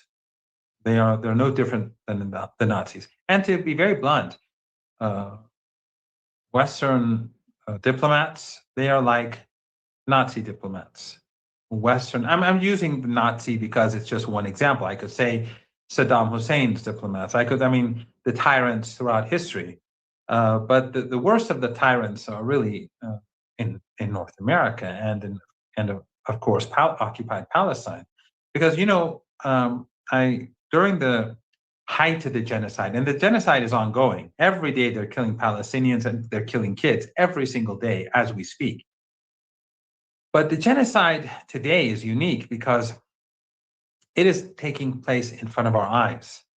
They are bragging about it in among themselves, and the Western journalists are hiding it from us, or they've been justifying it, or they've been apologists for the genocide for almost 3 years now. So diplomats, they're like Nazi diplomats. Western diplomats, any embassy, in my opinion, you see anywhere in the world, those diplomats inside, whether they're Norwegian or they're German or British or Canadian or Australian, they're Nazis. They're Nazi diplomats. Again, some people, I'm not going to focus. I'm just giving the Nazis, and you can say Saddam Hussein's diplomats. You can say Zionist diplomats. You can use any historical example that's similar, that's carried out genocide. So Western journalists, they're like German Nazi journalists. Now, again, I'm not saying that British journalists in the empire were any better than the Nazis. The British Empire did to the non-white world what the Germans did to the white, to Europe. The starvation in India. Churchill used chemical weapons in Iraq.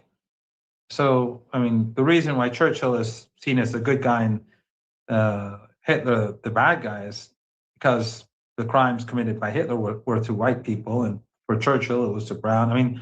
Go and see what Churchill said about Indians, the racist language, and of course the results of that sort of mentality. It was clear. Go ask any Indian who knows a thing or two about their history. And when I mean India, I mean the Indian subcontinent, the entire subcontinent. It's not simply the country. So for the Iranians, there has to be justice. So for all American leaders and the Israeli leaders and those who supported them, the Nuremberg trials are essential.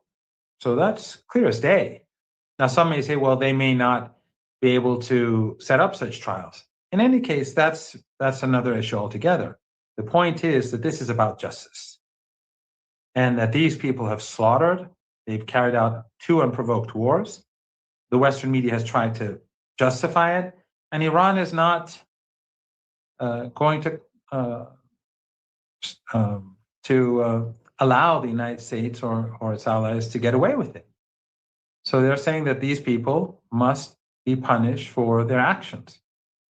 So now the Iranian state has not been assigned to do anything in particular, but that is the mentality across the country.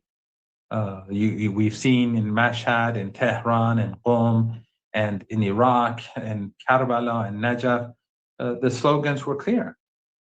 So it's not bloodlust, or it's not just rage, not at all. In fact, I think by now many people criticize Iran for being too patient, and which I don't agree with. But the Iranians are very patient. when it comes to dealing with their adversaries. So this has nothing to do with bloodlust. This has to do with justice, and it is a deterrence to make sure that this sort of thing does not happen again in the future. We live in a world where the West, for centuries, has gone out and destroyed country after country, and of course the U.S. empire more recently in particular. And they slaughter, they destroy, they crush country after country, and then they walk away and they continue with their lives. And the people in the global South, they have to live with the destruction for generations. So the Iranians are saying, no, we're not going to accept that. Yeah. The new sanctions, the sanctions on Iranian oil sector or on the energy sector, they're back on Iran again, Professor Mandy, which is totally against the clause or the paragraph 9 of the MOU. So yesterday we had the Qatari delegations going to Tehran, talking with the officials. What is the situation right now between Iran and the United States? Well, you and I we've discussed this numerous times. The Iranians never believed that the Americans were going to comply with the MOU. The Americans are deceitful. They've always been deceitful. They're dishonest. They're unreliable. And so the Iranians have within the context of the MOU, have enormous leverage. The Americans are virtually, they are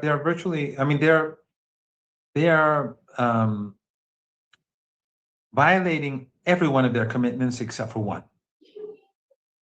They not only have they returned not only have they restored the sanctions on Iranian oil and gas or energy exports, as you rightly pointed out, but they've added even new sanctions. That's another violation of the MOU. So these are two violations. Trump is constantly threatening to destroy Iran and kill Iranian leaders, kill negotiators. These are all violations of the deal. It's in the MOU, these threats. The United States has not forced the Israeli regime to stop the slaughter in Lebanon, nor to retreat. That's another violation. The United States has not turned over Iranian assets that were stolen by the Americans. That was supposed to happen at the very start. They stalled and stalled, as we expected. That's another violation. So wherever you look, the Americans, at whatever aspect of it, the only thing that they haven't violated yet is the lifting of the siege. That's the only thing left. And of course, if they do that, then the Iranians are going to shut things down. And we're going to go back to a very swift energy crisis. We're swiftly going to go to the peak of the energy crisis, because the four and a half months of shortages that have been accumulated have not gone away. And right now I don't know exactly where things stand, but the situation hasn't improved. It's not as if there's like excess capacity of oil and other products that are being taken and added to the market, and that the shortages are dying down. So if there's another war, if there's another siege, then it will not take 4 months to get where we are now. It'll take, weeks for us to get where we are now to a global economic collapse. We are pretty close, according to Trump himself. So the Iranians, in return, or in response to the American violations, they have huge leverage, and that is in the Persian Gulf. So what if the Americans are doing in the Strait of Hormuz? They're carrying out another violation. They're violating Article 5. And what is that? That is the Americans in Article 5, the reopening and the normalization of the Strait of Hormuz is to be carried out by the Iranians. And then later, with coordination with the Omanis, they'll plan the future of the strait, but that we'll leave that aside. So the Iranians are supposed to normalize. So what have the Americans done? They'd opened up their own court, and they're passing ships through. Why? Because they want to undermine Iran's leverage, so that Iran has no leverage and the Americans can violate all of their commitments. and the Iranians would be unable to do anything in return. So the Iranians, they're pushing back. For weeks, the Iranians warned ships, but didn't do much about it. For a couple of weeks, they warned the Americans. They carried out some light strikes, but then a few days ago, 3-4 days ago, the Iranians hit 3 ships pretty hard, or maybe more, but I know of 3 major important ships that were hit. And then the Americans were angry. Why? Why were the Americans angry? Because we know that the Americans were doing this to undermine Iran's leverage, and so that the Americans could undermine the whole MOU and declare some sort of victory. So the Iranians are more than prepared to go to war, and they will not allow the Americans to control the Strait of Hormuz. And ironically, what Trump is doing is he's preventing the normalization of the oil market and the energy market and the other markets that are influenced by the Persian Gulf region. Why? Because if he had carried out his obligations, by now the Iranians would have almost normalized trade through the Strait of Hormuz. The only thing that is holding normalization back are U.S. violations and the U.S. attempt to undermine Iran's authority in the Strait. That's what's holding things back. So if Trump had not done if they were not doing what they're doing, the global markets would be better off right now as we speak. But this is the United States. It's heavily influenced by the Zionist regime. The Zionist regime does not want the MOU to be fulfilled. It's in the interest of the American people, no doubt, but not in the interest of Netanyahu. So Netanyahu doesn't care if we have a global economic crisis. He doesn't care if there's a global economic collapse. He doesn't care if it devastates the US economy. He wants to remain in power, and he and his fanatical allies. So we are where we are. And the Americans are making threats against Iran, but Iran is not going to be deterred. And I think Ayatollah Sayyid Mojtaba Khamenei's statement about justice and revenge is a part of this. It's also sending a message that don't think that we're going to back down. Don't think that we're going to be more conciliatory. In fact, the funerals, the tens of millions of people who participated in the funeral are sending a strong message that Iran is going to be very tough, and Iraq. Many millions of people participated in Iraq, in Najaf, in the holy cities of Najaf and Karbala. It's very interesting. The American journalists speak about, right after the funeral in Iraq, they speak about how Iran's influence in Iraq is dying down. Literally after the funeral in Iraq, they could never muster 1,000th of the number of people who went to the streets and expressed such and they were with such an outpour of emotions. They could never do that in Iraq or anywhere else. So another thing that the funerals did was it shows that, because at the beginning of the war, they were saying Iran would fall. And then when it didn't fall, they said, well, if Iran just lasts, they win. And Iran didn't just last. It didn't just survive. It hit back day and night till the end of the war, just like it's doing now.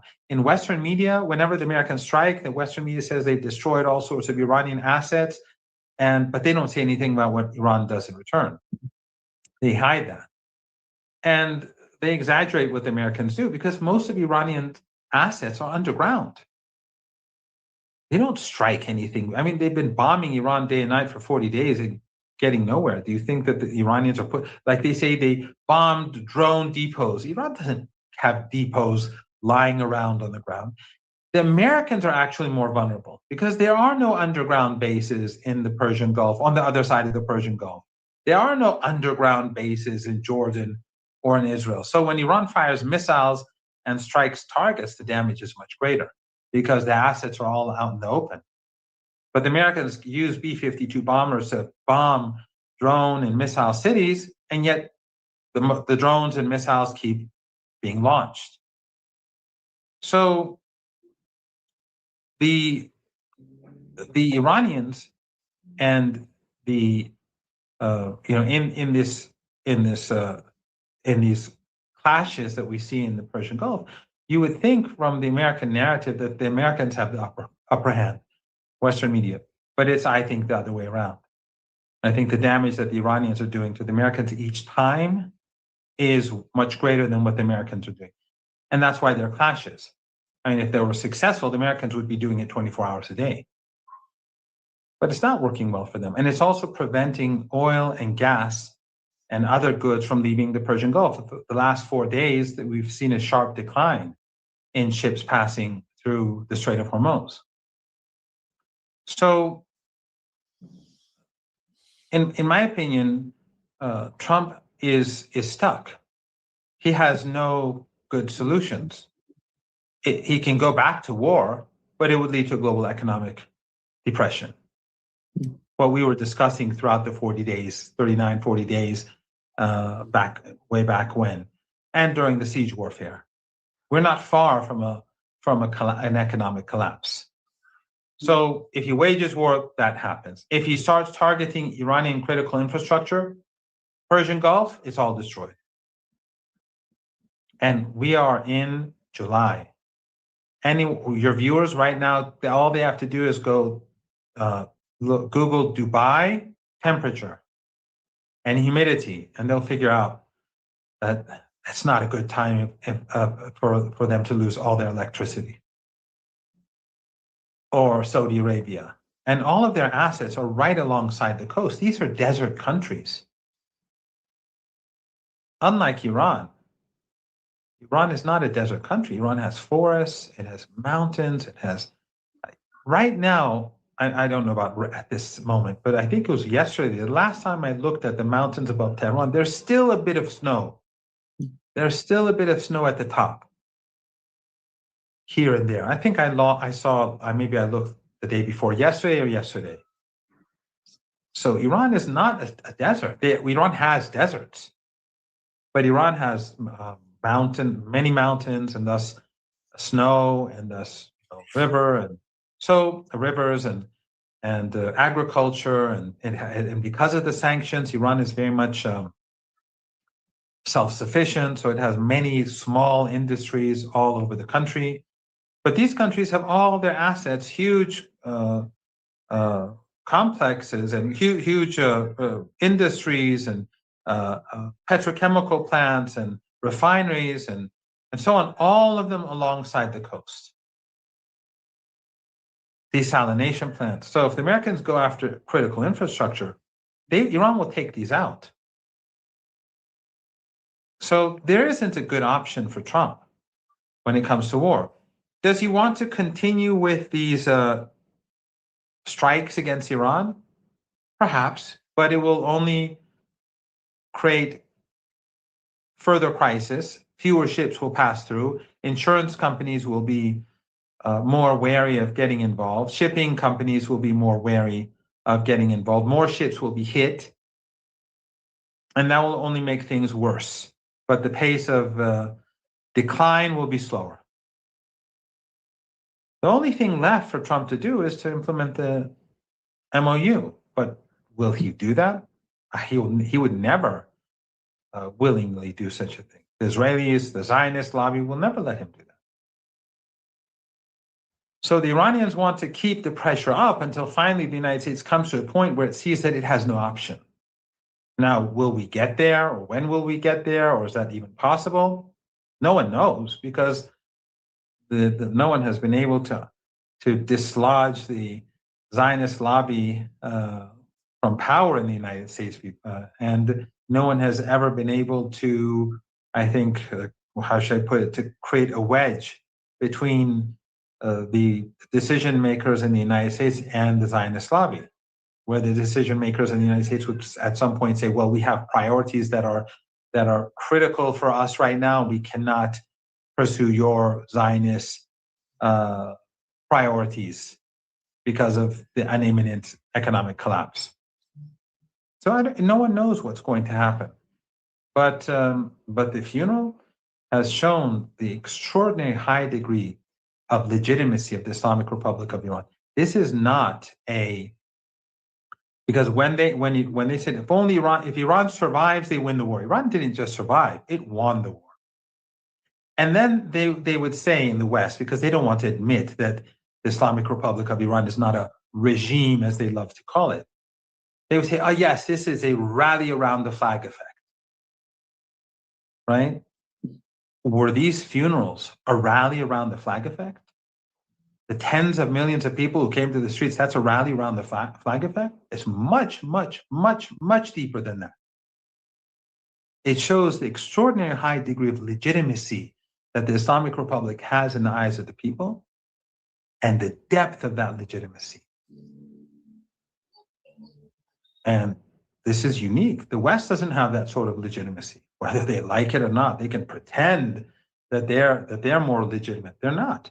They can never muster such emotions and crowds. When it was very difficult for my skin is peeling. My ears, and I was under like the sun for like 8-9 hours. And then you had millions of people, you were stuck in the crowd. Everyone was wearing black. Many women who don't normally wear the chador, they wore the chador. Many women who wouldn't wear black wore black. Many women who didn't wear the hijab wore the hijab. Men and women, everyone, and many carrying flags. And believe me, I didn't carry any flags, but believe me, in that heat, carrying a flag for hours must be quite a burden, or carrying your children. Or in any case, the point is that this is not a rally around the flag effect. And Western journalists and pundits and so-called experts and politicians and diplomats shouldn't try to explain away the reality in a way in which it benefits their narrative. Their narrative has been destroyed. The Islamic Republic of Iran and the Axis of Resistance are terribly powerful, are extraordinarily powerful, and they're very popular. Doesn't mean that Iran is a utopia.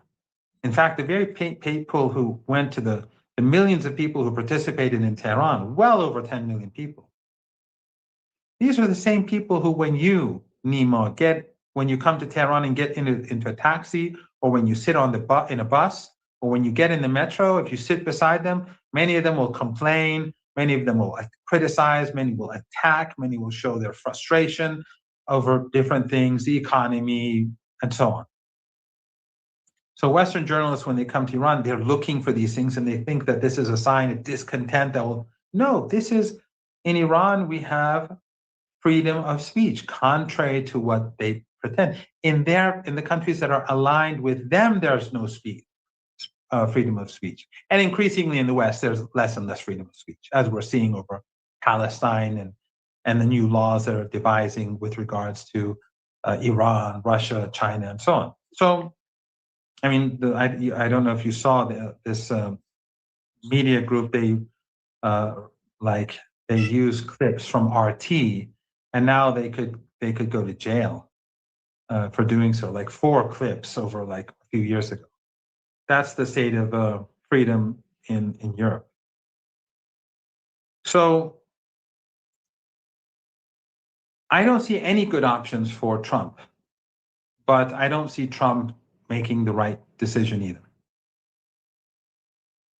Yesterday, a U.S. official, he said that, or she said that the United States is giving Iran until Saturday, today, to publicly announce that it will cease attacks in the Strait of Hormuz and declare the strait is open.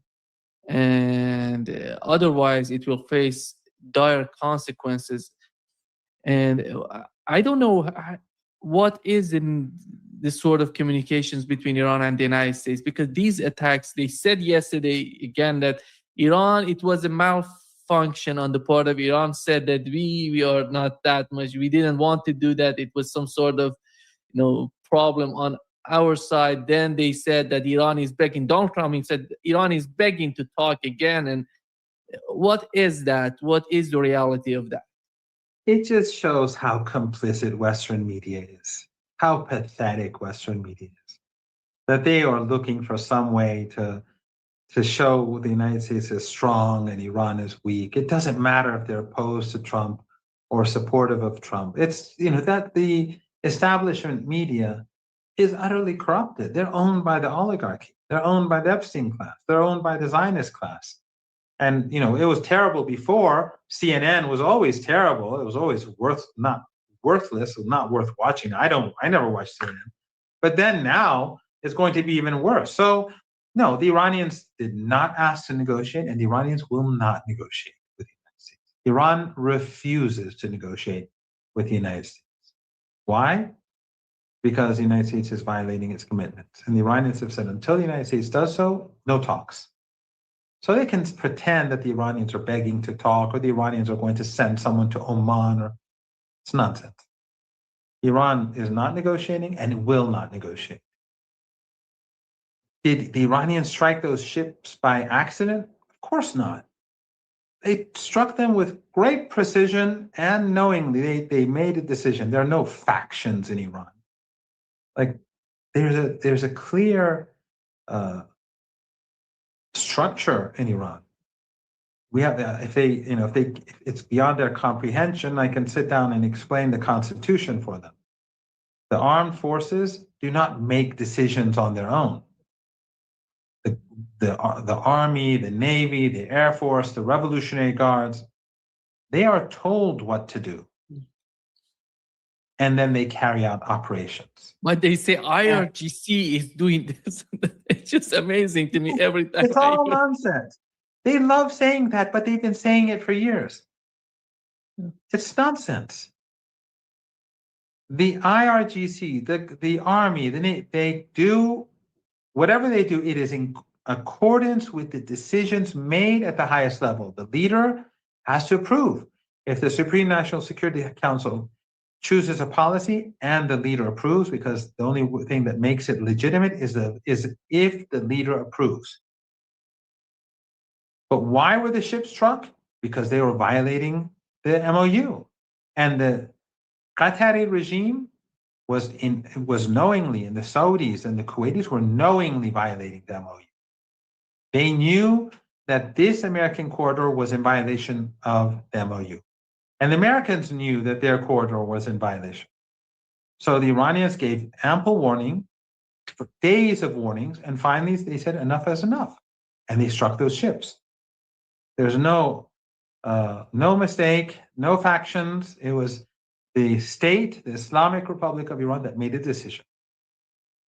And in the days ahead, if the Americans continue with this policy, they'll hit ships again. So, and by tonight, they can wait till midnight and see if Iran gives out any statement to say that no, the Iranians will make sure that the MOU is enforced. Either it's enforced comprehensively, or it's not going to be enforced at all. The Americans can't have their cake and eat it too. They can't refrain from complying and then expect the Iranians to comply. It's not going to happen. So it's up to the Americans.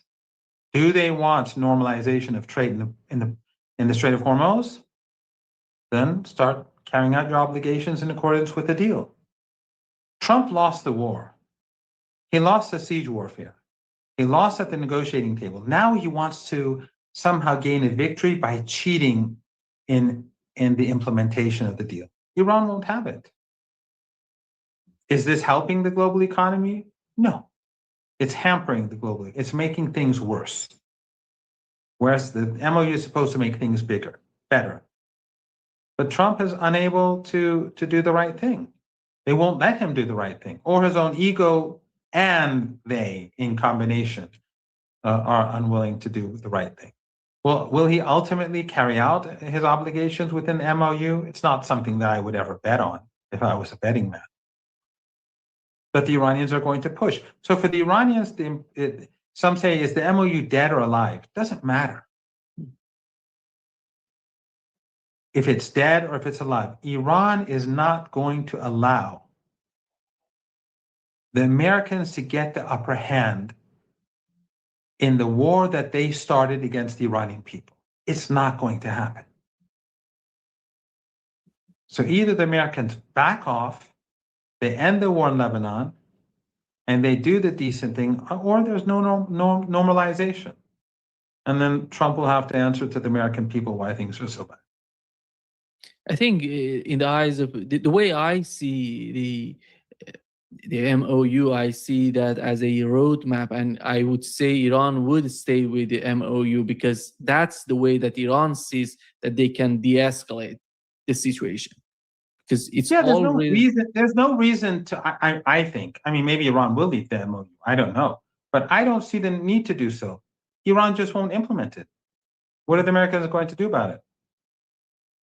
If the Iranians don't implement it, then we are where we were 3-4 weeks ago, and the global economy will deteriorate. All Iran has to do is make life more difficult for Trump. All it has to do is make passage through the Strait of Hormuz dangerous.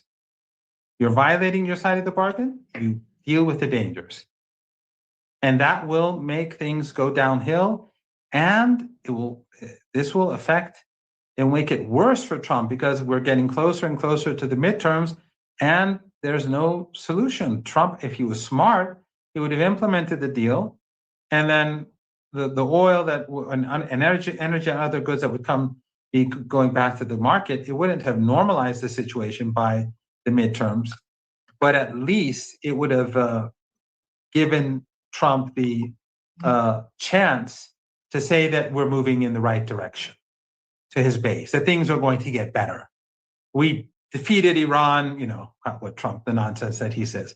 And now the prices are down and everything is okay, and the problems we have will be solved within the next few months, something like that.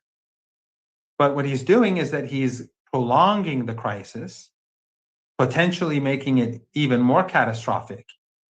And we're moving closer and closer to November. So he's not doing himself any, and I'm surprised that they still think that they can intimidate Iran. We're going to destroy you. We're going to fire 1,000 missiles. We're going to, but you said that 100 times during the war. You said that there are no missiles and they have no drones and everything's been destroyed and they have no leadership and they're begging for a deal. I mean, how many times have we heard this? And so they start saying it again. They're not going to win. They're going to lose. And it's going to be worse than before. Yeah, that's amazing. That amazes me because, in my opinion, that ship has sailed, and nobody going to be intimidated by this sort of argument on the part of Donald Trump. But Professor Marandi, today we had the Iranian foreign minister going to Oman, and what do we know about the communications between Iran and Oman, considering the Strait of Hormuz? Well, we have to always remember that Iran and Oman have always had good relations. But Iran is not going to sacrifice its national security for Oman. So Oman benefited by not being a part of this aggression against Iran. The Emirates, people are not going to forget. Qatar, no. Saudi Arabia, Kuwait, Bahrain, no. Oman was smart, but Iran is not going to sacrifice anything for Oman. So if Oman does not want to be a part of the Strait of Hormuz, of the regulatory body that presides over the Strait of Hormuz, but doesn't want to be a part of it, fine. Iran will do it alone. They will control the entire strait, including Omani waters. We're not going to allow the Strait of Hormuz to be used against us again. And the countries that helped destroy so much of our critical infrastructure and kill so many of our kids, and Ayatollah Khamenei, you saw tens of millions of people come to the streets in this weather, in this heat. They have to pay compensation. They have to pay reparations. So we don't care if Oman doesn't want to be a part of it. If they want to, they're fine. They can have their piece of the cake. But Iran has made a decision. It's understandable to a degree that Oman would behave like this. They would cower under pressure from the United States. I mean, look at big countries like Turkey and Egypt, how they toe the line when it comes to the United States. So what expectation do you have from Oman? I mean, Oman should behave differently, like resistance in Lebanon and in Iraq and in Yemen, but they're not of the same. They're not of the same. They don't have the same ingredients, right? They don't have that sense of justice, dignity, honor that you'll see in the axis of resistance. So it doesn't exist anywhere, except for in this axis. And I think the events over the past 4 or 5 months have shown so. And last year to a degree, but the last few months, no doubt, in Lebanon, in Iran, and elsewhere. So Iran will try to maintain very good relations with Oman. Iran will try to repair relations with the other 5 countries in the Persian Gulf. I'm not quite sure about Jordan, because Jordan has been, completely complicit in all the crimes committed against Iran. And the regime is completely shameless. But Iran is trying to drive a wedge between the United States and these 5 countries. And to a degree, it has had some successes. But I have no doubt that if the United States re-engages in war with Iran, all these countries will be targets. They are complicit. Yeah. We've learned about the UN Security Council Resolution 2231, which was part of the JCPOA. You remember, it was all about the snapback sanctions and, inspectors from IAEA going to Iran. And what is happening to that resolution? On the part of Iranian foreign ministry said that those days are gone and we're not going to. And what is the situation? Because one of the main concerns right now in the United States are talking about sending inspectors in Iran and visiting those the nuclear facilities in Iran. What do we know about that? The Iranians won't allow the International Atomic Energy Agency to inspect those sites. It's a compromised organization. And there's evidence from Israeli regime sources that it is deeply compromised, and the Israeli regime, which is not even a member, has enormous influence over the body. So they're not going to return to those sites. Again, people should not get 2 things confused. They may send inspectors to Tehran, to the Tehran reactor, or Bushehr, the Bushehr reactor. Iran has no problem with that, especially since in Bushehr, the Russians are working there too, and they have obligations. Those sites are there. So if tomorrow someone sees that the IAEA has sent someone to Bushehr, no one should go, oh, Iran has given concessions. No, Iran has given 0 concessions. That has nothing to do with the sites that were bombed. Iran will not allow any of those sites to be monitored by the IAEA. It's just not going to happen.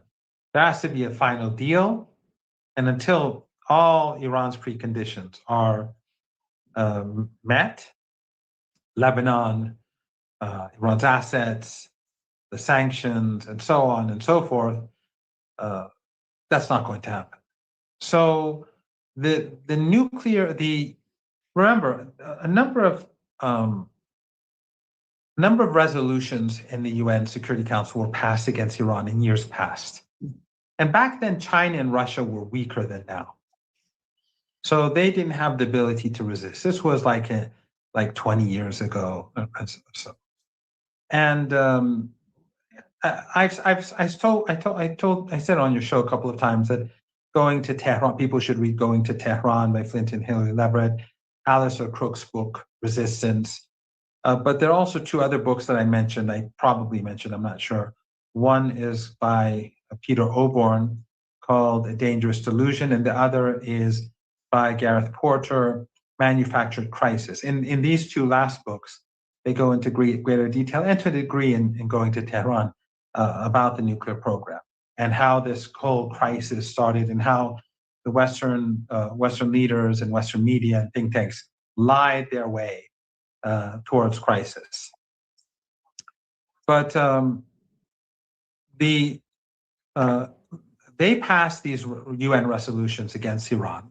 The Russians and the Chinese watered them down a bit, but they were not in the position that they are now. And when the JCPOA was signed, these sanctions were removed. And then, but the American, according to the JCPOA, if the Iranians violated the agreement and so on, they could revive these the nuclear sanctions. Russia and China did not accept. They said that Iran was abiding by its commitments and that it was the West that violated its commitment. So in the eyes of the Russians and the Chinese and the Iranians, those UN sanctions are null and void. It's finished. It's gone.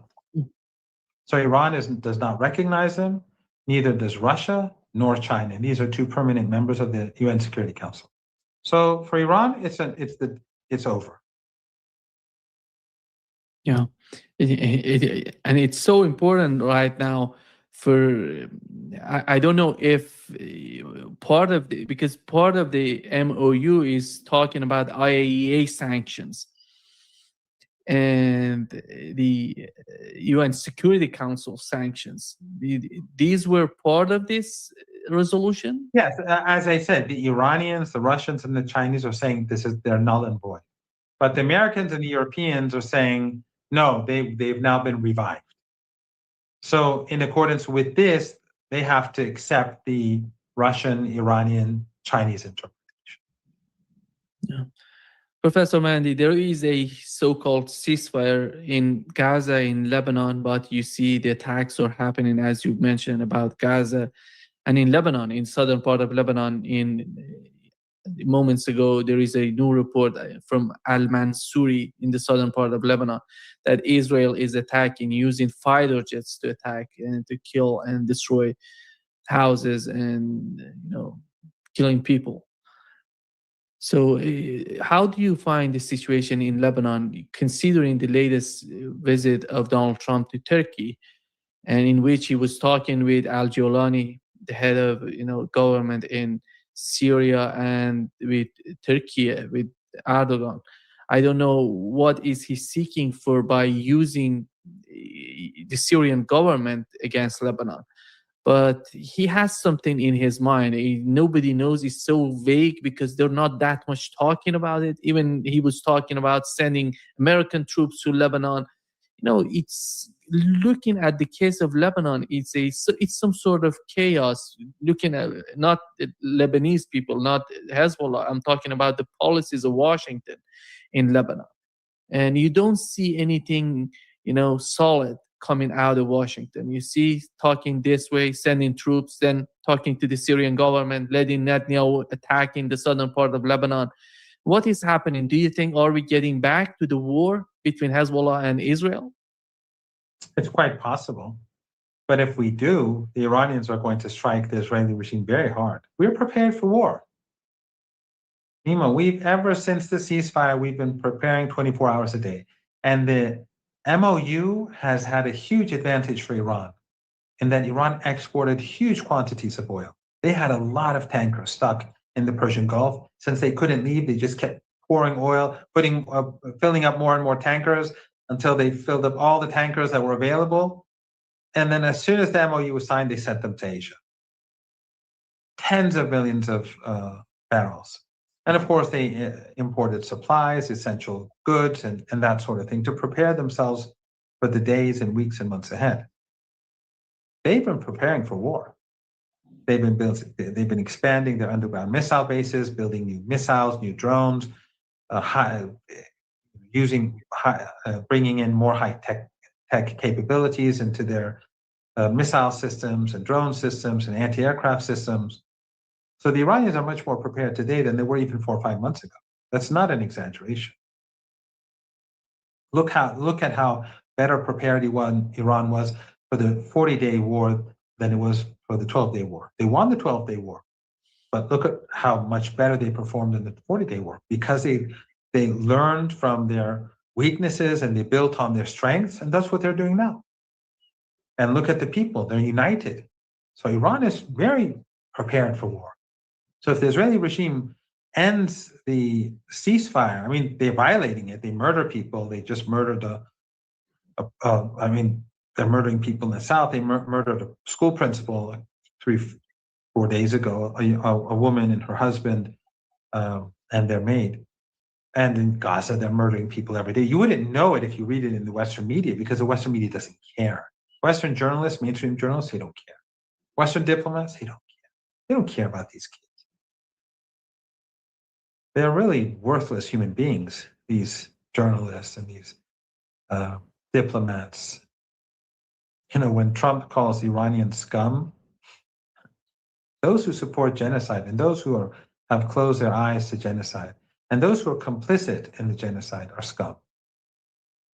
The Iranians and the Axis of Resistance, they're the saints. But in Turkey, it was quite astonishing that Jolani was so shameless and so weak and so pathetic and such a tool that Trump, in front of him, said, his name is Jolani. In front of him, he said, I gave the Golan Heights to Israel. It's Syrian territory, according to international law. And he said nothing. And then Trump said, the Syrians can go into Lebanon to destroy Hezbollah. And Jolani just sat there. It's pathetic.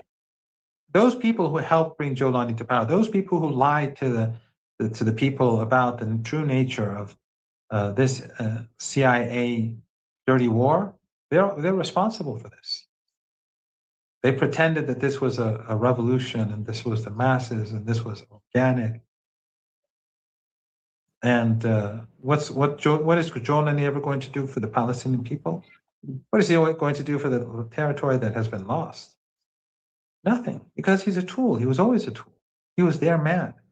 And then Erdogan, Trump said he's more faithful to him than other the European leaders. Is that something to be proud of? To be faithful to Trump? I mean, it's unbelievable how this man is responsible for a genocide. And then they're walking around like buddies. It's just, disgusting. Absolutely disgusting. As I always, my belief. My belief is in the long run, this is all good. Because everyone has to be exposed for what they are. And ultimately it shows that the true force of the true force that is on the side of righteousness and truth is the Axis of Resistance and its supporters across the world. And the empire and all those affiliated to it, whoever is in NATO or in our region, they're all part of this. They're part of this broad empire, sinister empire that does what it does. Doesn't mean that the Iranian government should break off relations with these different countries, but I'm just saying this as an Iranian citizen. I'm an ordinary Iranian citizen. I have no role to play in government. I never had any role to play in government. And I'm speaking to you online.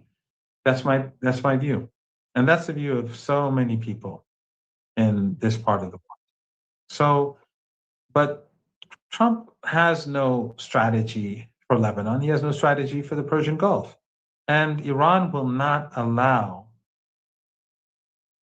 the Israeli regime to remain in Lebanon. Iran will not allow Trump to allow the Israeli regime to stay in Lebanon. There is no way in the world that the Strait of Hormuz will normalize as long as the occupation in Lebanon continues.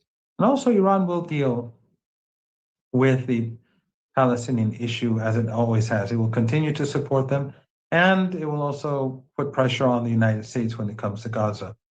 But right now we have very fundamental issues to deal with right now. And that is the violation of every aspect of the deal, except for the siege. And as I said, many people are saying, well, look, Iran is showing weakness. No, it isn't. Iran is making the Strait of Hormuz smaller. The more the Americans violate the deal, in Persian, tangeh, that would be more of a tangeh tangtarmish. So yeah. It's going to be narrower. The narrow, because it's tangeh is like the narrow, it will become more narrow. So the more the Americans violate the deal, the more narrow the strait becomes. Yeah. Professor Randy, there is a report, a joint investigation by Der Spiegel, The Insider, and Le Monde. And they're talking about an extensive secret military cooperation between Russia and China, including discussions on countering Western weapons, disrupting Starlink, which was part of the operation against Iran, and training Russian drone operators, and jointly developing advanced missile defense systems. And they call this the new axis of evil. As the old axis of evil, you are the old axis of evil, and we have the new axis of evil. How do you feel about the new axis of evil? I think that's unfair. I mean, we were evil first, and we will remain at the top of the chart. No one can replace us. We are the axis of evil, and they, whatever they want to do, they come after us. But these people, they are the ones who are supporting genocide, and they're talking about evil. Yeah. It means that they have to attack you, but you have to have no capabilities to defend yourself. If you do something, you are the evil. Did you see that interview that woman carried out with me on Australian ABC TV? Yeah, I saw that. The utter arrogance of these people, the shamelessness. They have no shame at all. They're just utterly shameless. But so, yeah, good for the Russians and the Chinese. I hope Iran joins and gets some of that technology and invests in that technology too. The Europeans and the Americans are not the good guys. They're the bad guys. And they're the enemies of the global majority, and they're the enemies of their own. They are basically sacrificing their own people for an oligarchy that does not have the interests of anyone at heart. They don't have the interests of the people of the United States or the Europeans at heart. And so, yeah, I haven't seen, how many countries has China invaded over the last 20 years? So who is the United States or who are the Europeans to talk about evil? They're the heart of darkness. Yeah. And I mean the elites, of course, because we know that people across Europe and the United States, and Jews, Christians, Muslims, and Buddhists, and Hindus, so many people, so many young people are turning against this. It's so, whenever I say the Europeans and the Americans, I'm being very clearly specific. I'm talking specifically about the oligarchy, the Epstein class, the Zionists, whatever you want to call it. But it's just them. Yeah, good point. Coffee. Follow me.